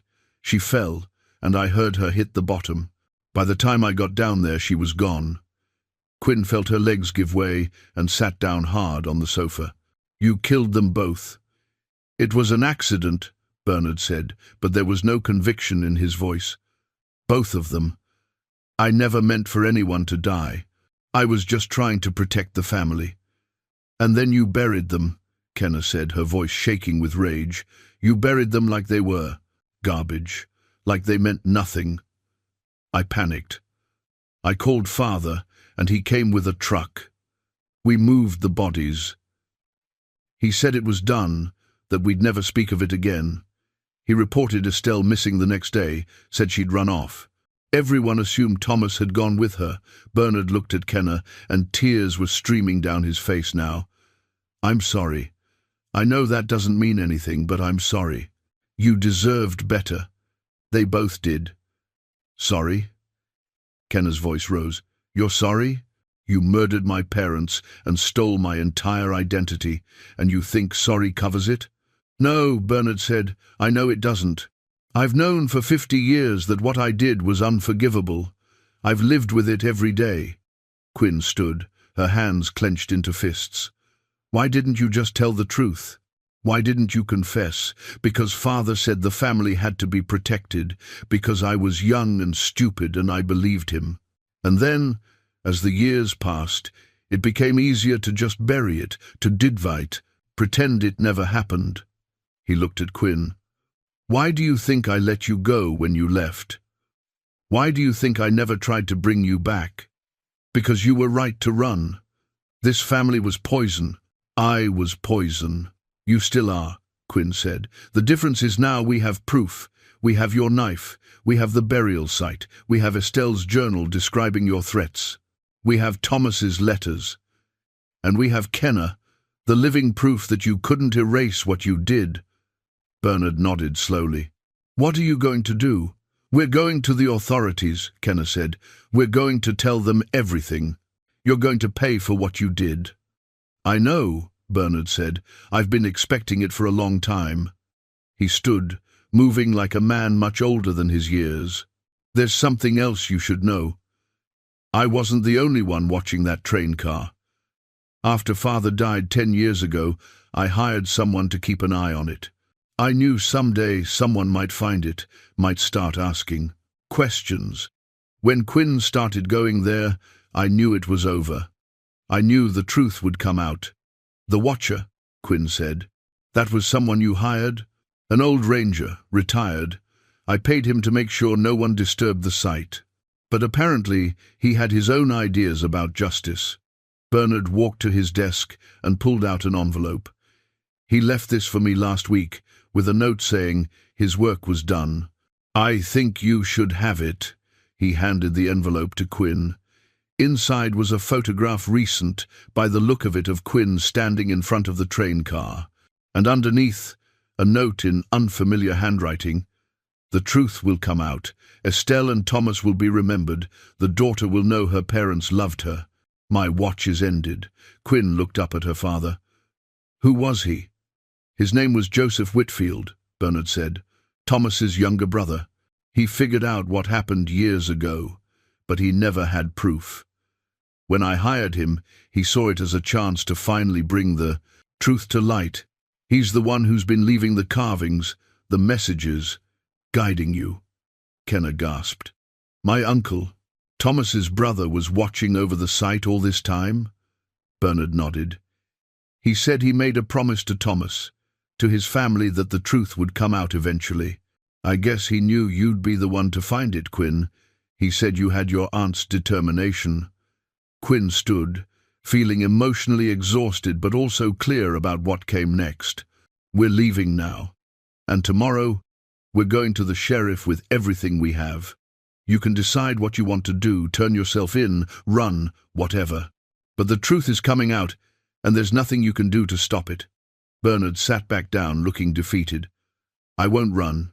I'm tired of running. Tell them whatever you need to tell them. I'll face whatever consequences come." As Quinn and Kenna walked back to the truck, Quinn looked back at the house one last time. It looked smaller now, less imposing, just an old building filled with old mistakes and old pain. "Are you okay?" she asked Kenna. "No," Kenna said, "but I will be. Now that I know the truth, now that I know my parents loved me and fought for me, I'll be okay eventually." They drove back toward Quinn's cabin in silence, both processing what they'd learned. The truth wasn't what Quinn had expected. She'd thought her father was a cold-blooded killer, but instead, he was something more complex, a man who'd made terrible choices in a moment of panic and then compounded them with decades of lies. It didn't excuse what he'd done, but it made him human in a way that was almost harder to bear. Quinn and Kenna returned to the cabin as evening fell, both emotionally drained from the confrontation. Vernon was waiting on the porch, and he stood as they pulled up, reading their faces. "What happened?" he asked. Inside, they told him everything. Bernard's confession, the accident that had spiraled into murder and cover-up, the revelation about Joseph Whitfield watching over the site for decades. Vernon listened gravely, his weathered hands clasped around a coffee mug. "So it's done," he said finally. "You have the truth. Tomorrow we go to the sheriff," Quinn said. "We bring all the evidence. We tell them where the burial site is, and we let the law handle it from there." But that night, as Quinn tried to sleep, she felt the first unmistakable twinges low in her belly. Braxton Hicks contractions, she told herself. False labor. The baby wasn't due for another 3 weeks. But as the hours passed and the contractions became more regular, more intense, she had to face the truth. Her baby was coming, and it was coming now. She got up, moving quietly so as not to wake Kenna, who was sleeping on the couch. But Kenna must have been sleeping lightly because she sat up immediately. "What's wrong?" she asked. "I think the baby's coming," Quinn said, trying to keep her voice calm. "It's too early, but the contractions are regular. About 10 minutes apart." Kenna was on her feet instantly. "We need to get you to a hospital." "How far is the nearest one?" "An hour and a half. Maybe 2 on these roads at night," Quinn said. Another contraction gripped her, and she had to breathe through it. "I don't think we'll make it. This baby is coming fast." Vernon appeared in the doorway, already dressed despite the late hour. "I heard. I'll get my truck. We can try for the hospital in Harbour Ridge." But Quinn knew her body, knew the forest, knew that trying to make it down the mountain in labor was more dangerous than staying put. "No," she said firmly. "I'm having the baby here. I've prepared for this. I have everything I need." She'd spent months getting ready for a home birth, reading everything she could find, gathering supplies, mentally preparing herself for doing this alone if necessary. She'd never imagined it would happen like this, with Kenna and Vernon present, with the weight of the last few days pressing on her. But perhaps it was fitting. This baby would be born at the moment when old secrets were finally coming to light, when justice was finally being served, when family chosen and blood was being redefined. The contractions intensified over the next few hours. Quinn moved through them with a focus born of necessity, breathing, changing positions, letting her body do what it had been designed to do. Kenna stayed by her side, offering water, wiping her forehead, providing the kind of steady presence Quinn had never had from her own family. Vernon kept the fire going, boiled water, made sure everything Quinn might need was within reach. Between contractions, they talked about what would happen tomorrow, about the evidence they'd present to the sheriff, about what justice might look like after 30 years. "I want to make sure Estelle and Thomas get a proper burial," Kenna said. "Together, the way they should have been, with their real names, their real story told." "We'll make sure of it," Quinn promised. Another contraction gripped her, stronger than before. They were coming every 5 minutes now, building toward the climax. As dawn broke, painting the cabin in shades of gold and rose, Quinn felt the unmistakable urge to push. Kenna helped her into the position she'd planned on her knees, leaning against the bed, and Vernon stood by, ready to help however he could. "I can see the head," Kenna said, her voice filled with wonder. "Quinn, your baby's almost here." Quinn pushed with the next contraction, feeling the ancient power of birth moving through her. This was what Estelle had felt, bringing Kenna into the world. This was what women had done since the beginning of time, bringing new life into existence through pain and effort and love. Another contraction, another push. And then, with a final surge of effort that seemed to pull strength from somewhere beyond herself, Quinn felt the baby slip free. Kenna caught the infant, her hands gentle but sure. "It's a girl," she said, her voice breaking. "Quinn, you have a daughter." The baby let out a strong, indignant cry, announcing her arrival to the forest. Quinn reached back, and Kenna placed the warm, wet, perfect bundle into her arms.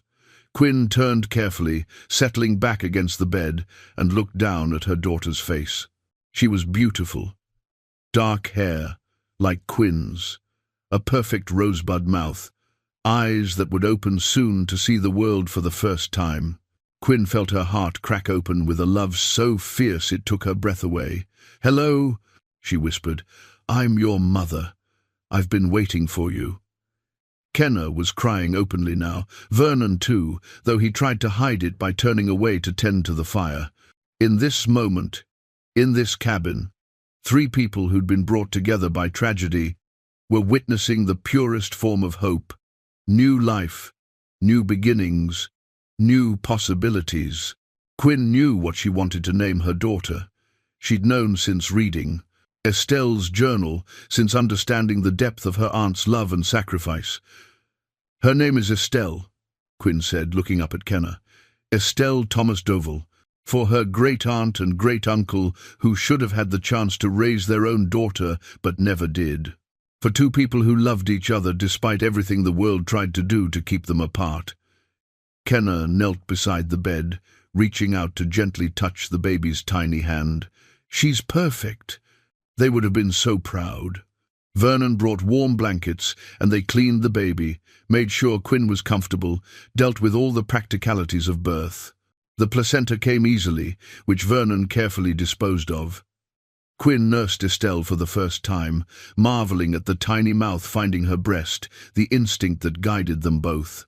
As morning light filled the cabin, Quinn felt something she'd never experienced before: complete peace. Despite everything, despite the pain of the last few days, despite the difficult truths that had been uncovered, in this moment she was exactly where she needed to be. "What happens now?" Kenna asked softly, still watching the baby with wonder. "Now we rest," Quinn said. "And then tomorrow we go tell the truth. We give Estelle and Thomas the justice they deserve. We make sure everyone knows what happened. And we make sure baby Estelle grows up knowing her family's story, all of it, the good and the bad." Vernon had been standing by the window, looking out at the forest. Now he turned back to them, his expression serious. "There's someone outside, at the tree line." Quinn felt a jolt of fear, but it quickly passed. She knew who it would be. "Let him come," she said. "It's time." Vernon opened the door, and after a moment, footsteps sounded on the porch. An elderly native man appeared in the doorway, tall, weathered, with long grey hair and eyes that held decades of grief and determination. He wore work clothes that seemed too large on his thin frame, and he carried himself with quiet dignity. "Joseph Whitfield," Quinn said. "Thomas's brother." He nodded. "I've been watching, waiting. I wanted to make sure you found everything, that the truth would finally come out." His gaze moved to Kenna, and his eyes filled with tears. "You look just like him, just like Thomas. And you have our grandmother's eyes." Kenna stood, moved toward him slowly. "You've been protecting the site, leaving the messages, guiding us. For 30 years, Joseph said. I made a promise to my brother, to my family, that what happened wouldn't stay buried forever, that his daughter would someday know the truth." He looked at baby Estelle in Quinn's arms. "And now, new life, new hope. The cycle continues, but this time with truth instead of lies." He pulled a small bundle from his pocket, wrapped in soft duskin, tied with a leather cord. "This belonged to Thomas. Our grandmother made it for him when he was born. I want your daughter to have it. I want her to know that she comes from people who loved fiercely, who fought for what was right, who never gave up even when the world tried to break them." Kenna took the bundle and unwrapped it carefully. Inside was a small carved cedar pendant in the shape of a whale, the symbol of the Quinault people.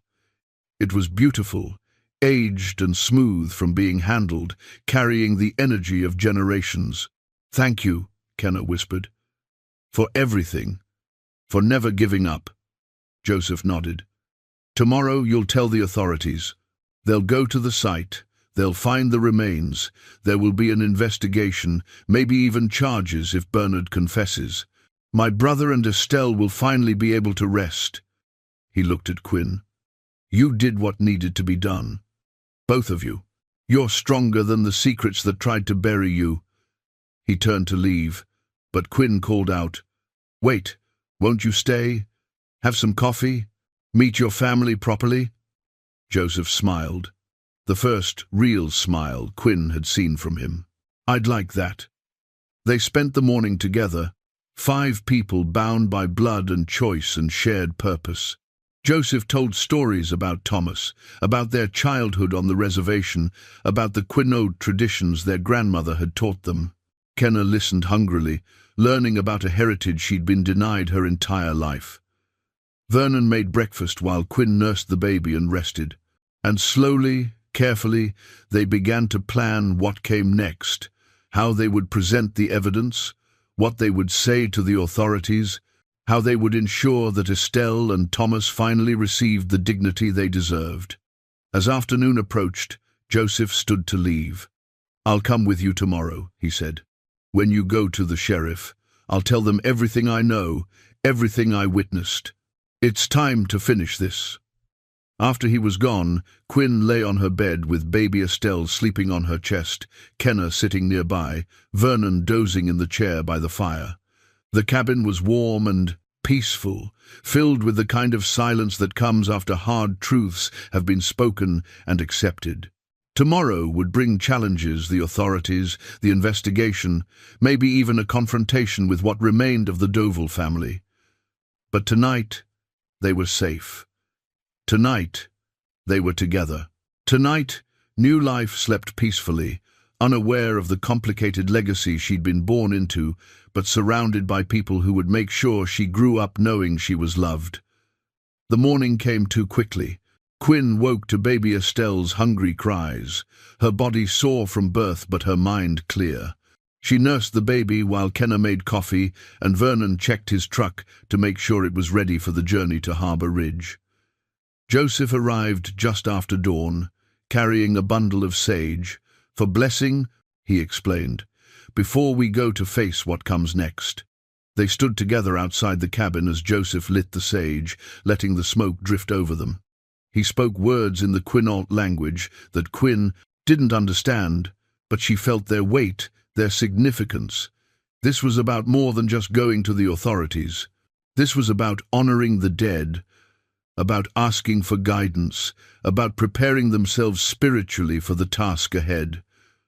"We carry them with us," Joseph said when he finished. "Estelle and Thomas walk beside us today.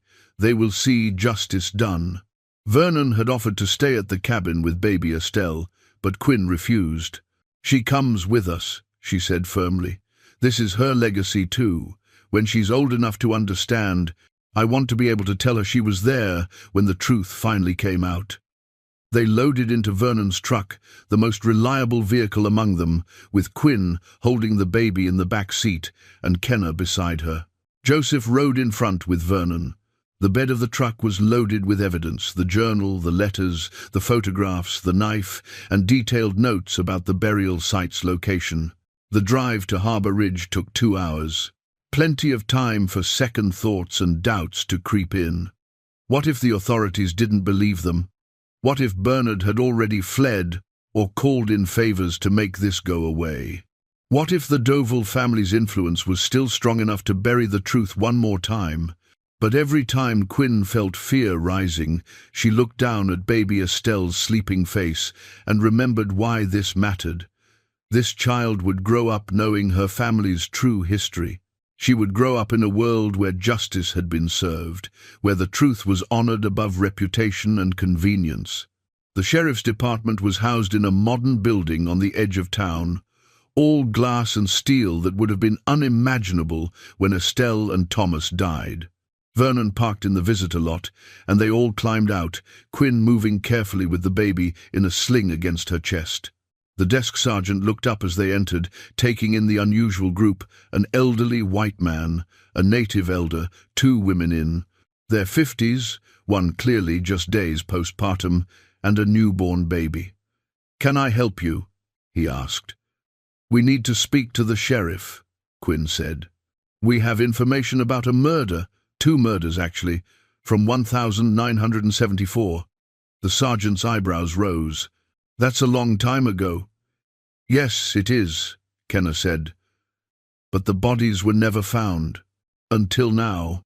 The sergeant made a phone call, spoke in low tones, then gestured toward a row of chairs. "Sheriff Morrison will be with you shortly. Please have a seat." They waited for 20 minutes, Quinn rocking gently to keep baby Estelle content, before a door opened and a man in his 50s stepped out. He was tall and solidly built, with grey hair and a face that had seen enough of human nature to be surprised by very little. "I'm Sheriff Tom Morrison," he said. "I understand you have information about an old case. Your father was sheriff in 1974, Quinn said, standing to face him. "When my aunt Estelle Deauville disappeared, he was supposed to investigate, but he didn't. Not really, because my grandfather paid him not to look too hard." Morrison's expression hardened. "Those are serious accusations." "I know," Quinn said, "but they're true, and I can prove it. We can prove all of it." Morrison led them to a conference room and called in 2 detectives. For the next 3 hours, Quinn and Kenna told the story from beginning to end. They presented Estelle's journal, Thomas's letters, the photographs. They showed the map and explained how they'd found the burial site. They presented Bernard's knife, carefully preserved in a plastic bag. Joseph spoke about his brother, about the investigation that never was, about the 30 years he'd spent watching over the gravesite because no one else would. The detectives took notes, asked questions, photographed the evidence. Sheriff Morrison listened to everything with an expression that was hard to read, professional detachment mixed with something that might have been shame. "My father died 5 years ago," he said finally. "I can't answer for what he did or didn't do in 1974.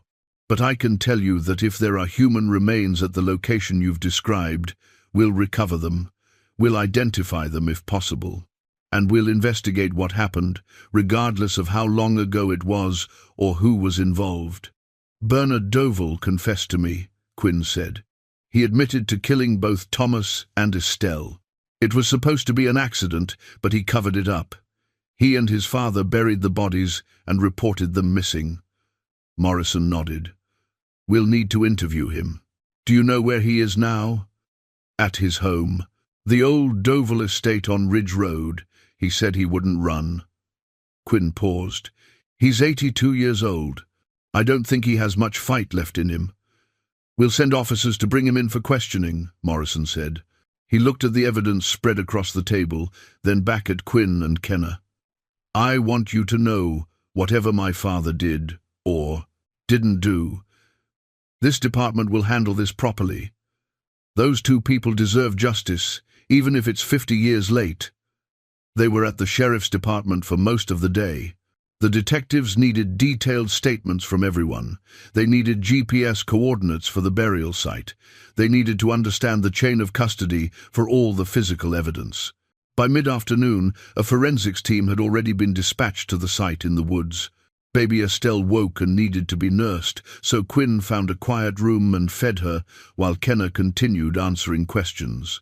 Vernon sat with Joseph in the waiting area, the two old men sharing the comfortable silence of people who'd lived long enough to know when words weren't necessary. As evening approached, one of the detectives came to find Quinn. "We've located Mr. Dovell," she said. "He's being brought in now. He's indicated he's willing to make a statement without a lawyer present. Would you like to be there when we interview him?" Quinn thought about it. Part of her wanted to face her father one more time, to hear him admit his crimes officially, on the record. But another part of her was done. She'd gotten the truth. She'd brought it to light. What happened next was for the law to decide. "No," she said finally, "I've said everything I need to say to him. This is between him and justice now." The detective nodded. "The forensics team has confirmed human remains at the site you described.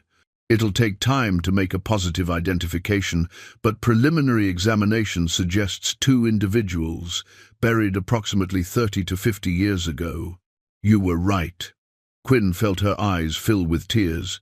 It was one thing to believe something, to know it in your heart. It was another to have it confirmed, to know that Estelle and Thomas had finally been found, that they could finally rest. Kenner appeared in the doorway, her face showing the same mix of grief and relief that Quinn felt. They embraced the baby. Between them, 3 generations, linked by blood and truth and love. By the time they left the sheriff's department, it was dark. Morrison had told them the investigation would take weeks, maybe months. Bernard was being held for questioning, and charges would likely be filed once the forensics report was complete. The remains would be identified through DNA, if possible, through dental records and other means. "We'll keep you informed," Morrison had promised. "And we'll make sure this is done right." They drove back toward Quinn's cabin in silence, everyone exhausted by the emotional weight of the day. Baby Estelle slept peacefully, unaware of the history being made on her behalf. As they wound up into the mountains, Quinn looked out at the dark forest and thought about Estelle and Thomas, about how they'd walked these same roads, loved under these same trees, died in these same woods. But now, their story would be told. Now, they would be remembered. When they reached the cabin, Joseph helped Vernon build up the fire while Kenner heated soup she'd made that morning. They ate together, this makeshift family, talking quietly about what came next. "There will be a funeral," Joseph said. "When the remains are released, a proper one, with traditional ceremonies. Thomas should be buried on tribal land with his ancestors. and Estelle should be beside him, the way she wanted. "The Dovels will object," Quinn said. "My father's family, what's left of them, they'll want Estelle buried in the family plot." "Let them object," Kenna said fiercely. "She's my mother. I'm her next of kin. And she's going to be buried with the man she loved, the father of her child." "That's final." Quinn nodded. "I'll stand with you. Whatever you decide, I'll support it." Over the next 3 days, while they waited for news from the sheriff's department, life in the cabin fell into a rhythm. Quinn recovered from birth, learning the patterns of her daughter's needs, feeding every 2 hours, sleeping in short bursts, the endless cycle of diapers and soothing and wonder at this tiny person she'd created. Kenna stayed, helping with the baby, cooking meals, gradually learning how to be an aunt, how to be family. She and Quinn talked for hours about their lives, about the years they'd lost, about the future they could build together. Joseph visited daily, bringing gifts for baby Estelle, a blessing bundle of cedar and sage, a soft blanket woven by his sister, a carved rattle that had belonged to Thomas as a child. He taught them Quinault words, told stories about his people's history, helped Kenna begin to understand the heritage that had been stolen from her. Vernon continued to check on them, bringing supplies, offering his quiet strength and practical help. He'd become like a grandfather to baby Estelle, and Quinn saw how the baby's presence brought him joy. On the 4th day, Sheriff Morrison called. "We have a positive identification on both sets of remains," he said. "DNA comparison with samples from Miss Ross confirmed one set as Estelle Duval. We're working with the Quinault Nation to identify Thomas Whitfield, but preliminary findings are consistent with your account." "What about Bernard?" Quinn asked. "He's been formally charged with 2 counts of involuntary manslaughter and 2 counts of abuse of a corpse. He's out on bail, given his age and health. The judge allowed it. The prosecutor is reviewing whether additional charges are warranted. It'll go to trial probably in 6 to 8 months. Quinn hung up and relayed the news to Kenna. They held each other, crying tears of grief for what had been lost, tears of relief that justice was finally coming, tears of gratitude that they'd found each other. That evening, Quinn sat on her porch with baby Estelle in her arms, watching the sun set over the mountains. Kenna sat beside her, and Joseph stood at the edge of the clearing, facing the forest. He was singing, his voice low and melodic, words in Quinault that seemed to merge with the sound of the wind in the trees. "What's he singing?" Quinn asked. "A journey song," Kenna said softly.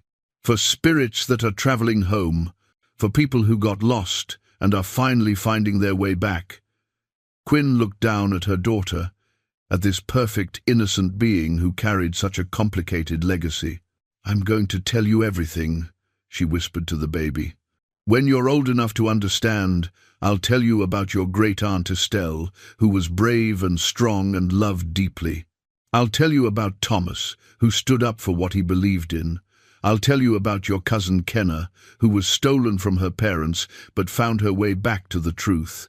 And I'll tell you about justice, how sometimes it takes a long time, but it's always worth fighting for." Baby Estelle made a small sound, her tiny hand grasping Quinn's finger. In that moment, Quinn felt the presence of everyone who'd come before Estelle and Thomas, all the ancestors whose choices and sacrifices had led to this moment, this child, this new beginning. Joseph finished his song and turned back to them. "They heard," he said simply. "They know, and they are at peace now." The next morning, Quinn made a decision. She would take Kenna and baby Estelle to the train car one last time before it was officially designated as part of the crime scene investigation. She wanted Kenna to spend time in the place where her parents had loved each other, where they'd planned their future. She wanted baby Estelle to be there too, to complete the circle. They hiked out slowly, Quinn carrying the baby in a sling, Kenna walking beside her. The forest was beautiful in the morning light, golden and green and alive.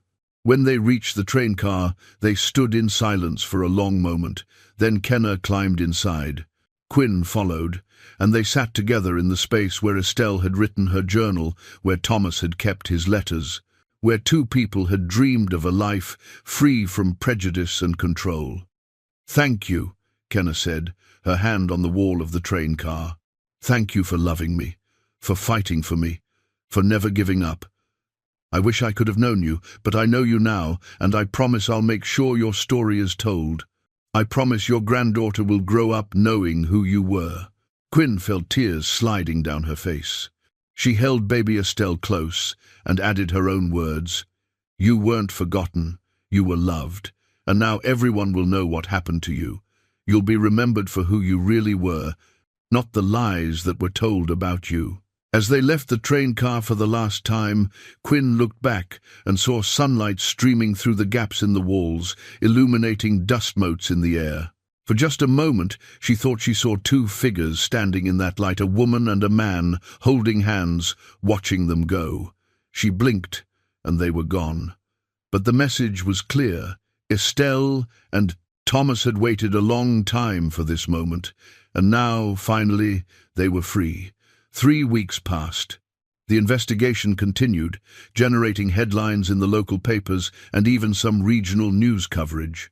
The story of the Dovell family's dark secret, of two lovers killed and buried to protect reputation, of a daughter stolen and a 30-year cover-up, it captured people's imagination and their sympathy. Bernard Dovell was awaiting trial, his lawyers arguing that his advanced age and deteriorating health should be considered. The prosecutor was pushing for a prison sentence despite his age. Public opinion was divided. But Quinn found she didn't care much about the legal proceedings anymore. She'd done what she needed to do. She'd uncovered the truth, brought it to light, and now she was focused on the future rather than the past. The funeral for Estelle and Thomas was held on a clear November day. The Quinault nation had agreed to allow Estelle to be buried on tribal land, beside Thomas, recognizing that her wishes and her relationship deserved to be honored.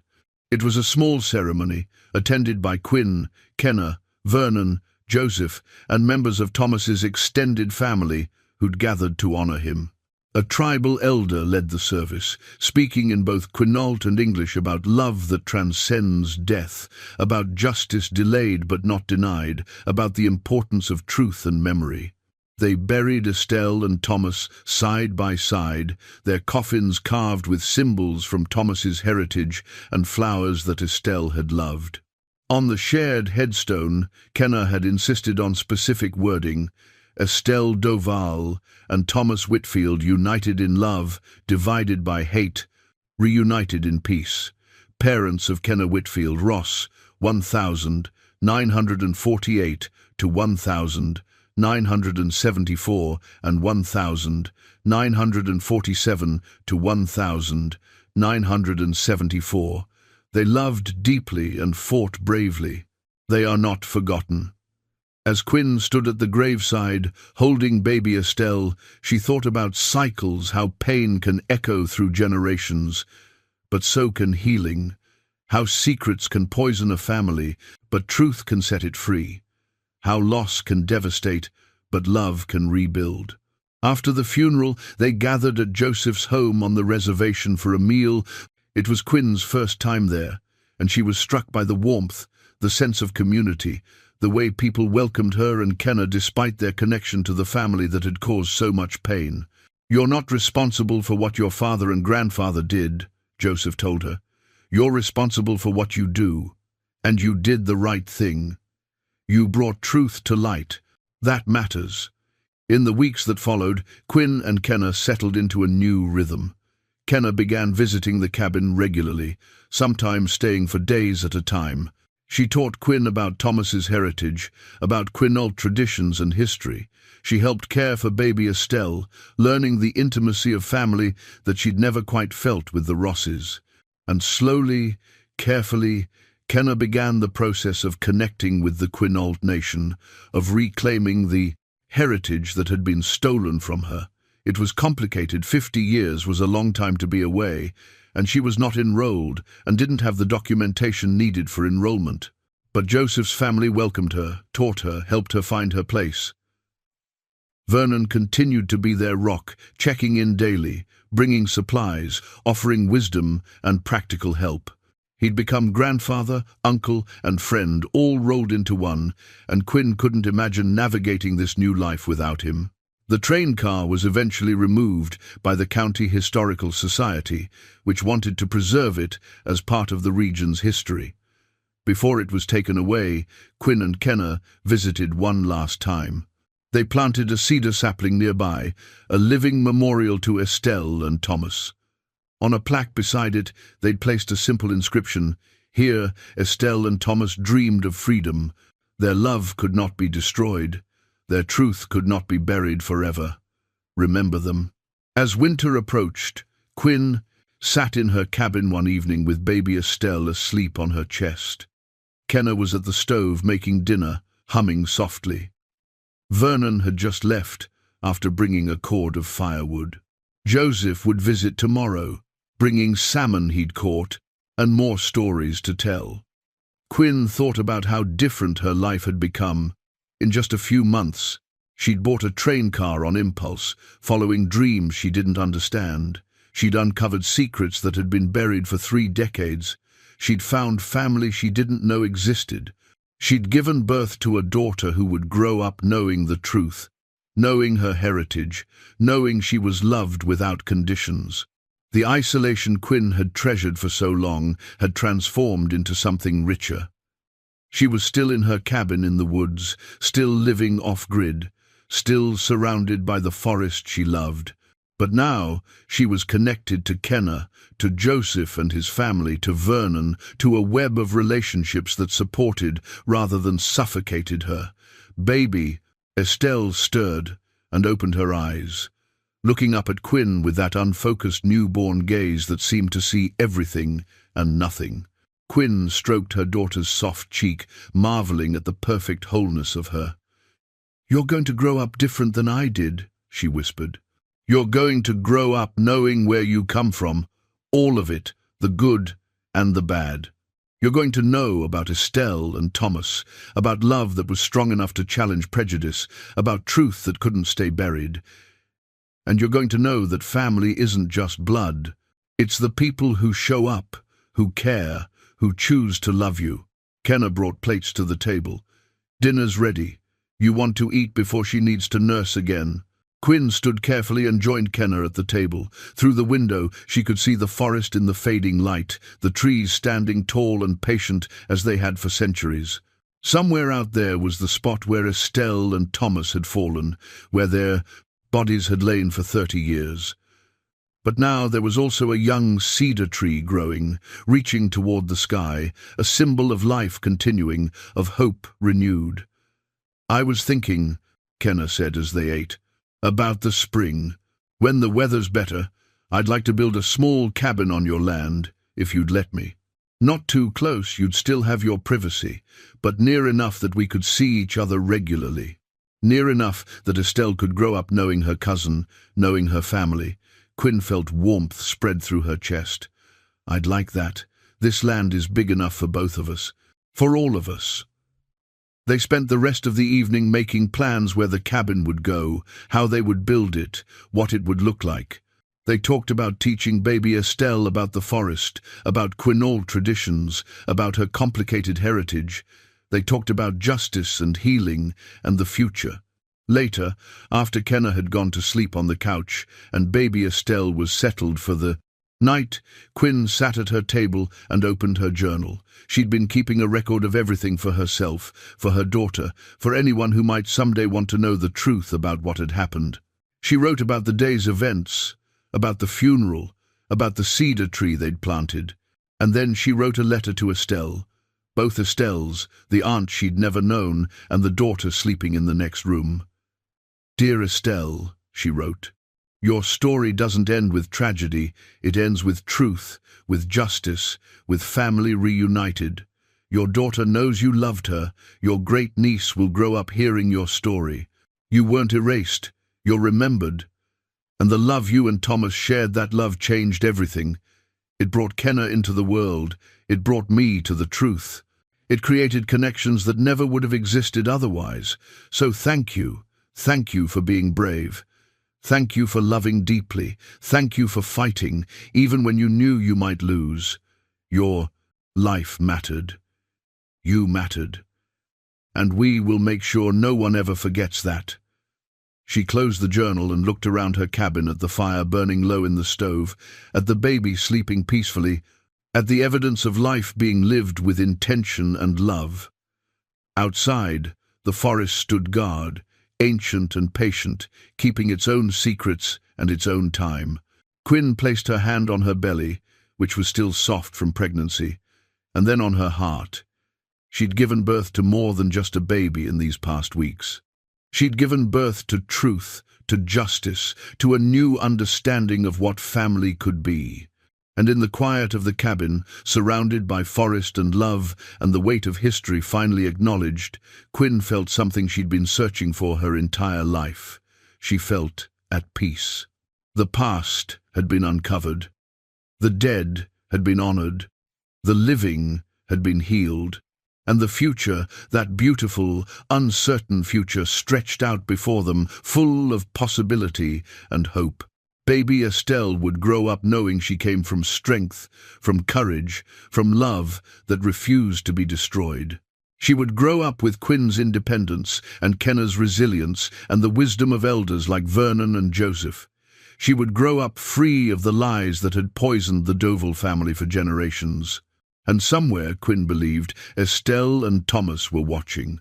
Not as ghosts haunting the woods, but as ancestors who'd completed their journey, who could finally rest knowing their story had been told, their love had been vindicated, and their daughter and their daughter's daughter would carry forward the truth they'd died trying to protect. The wind whispered through the trees outside, and for just a moment, Quinn thought she heard voices on that wind. Not sad voices, but joyful ones, free ones. The voices of people who'd been lost and were finally found, who'd been silenced and could finally speak, who'd been buried and had finally risen into memory and honor. Quinn smiled, holding the sound in her heart.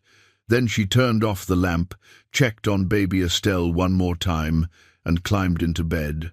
Tomorrow would bring new challenges, new joys, new moments of learning how to be a mother, how to be family, how to live in truth rather than secrets. But tonight, she slept peacefully, surrounded by love, connected to past and future, finally home in the deepest sense of the word.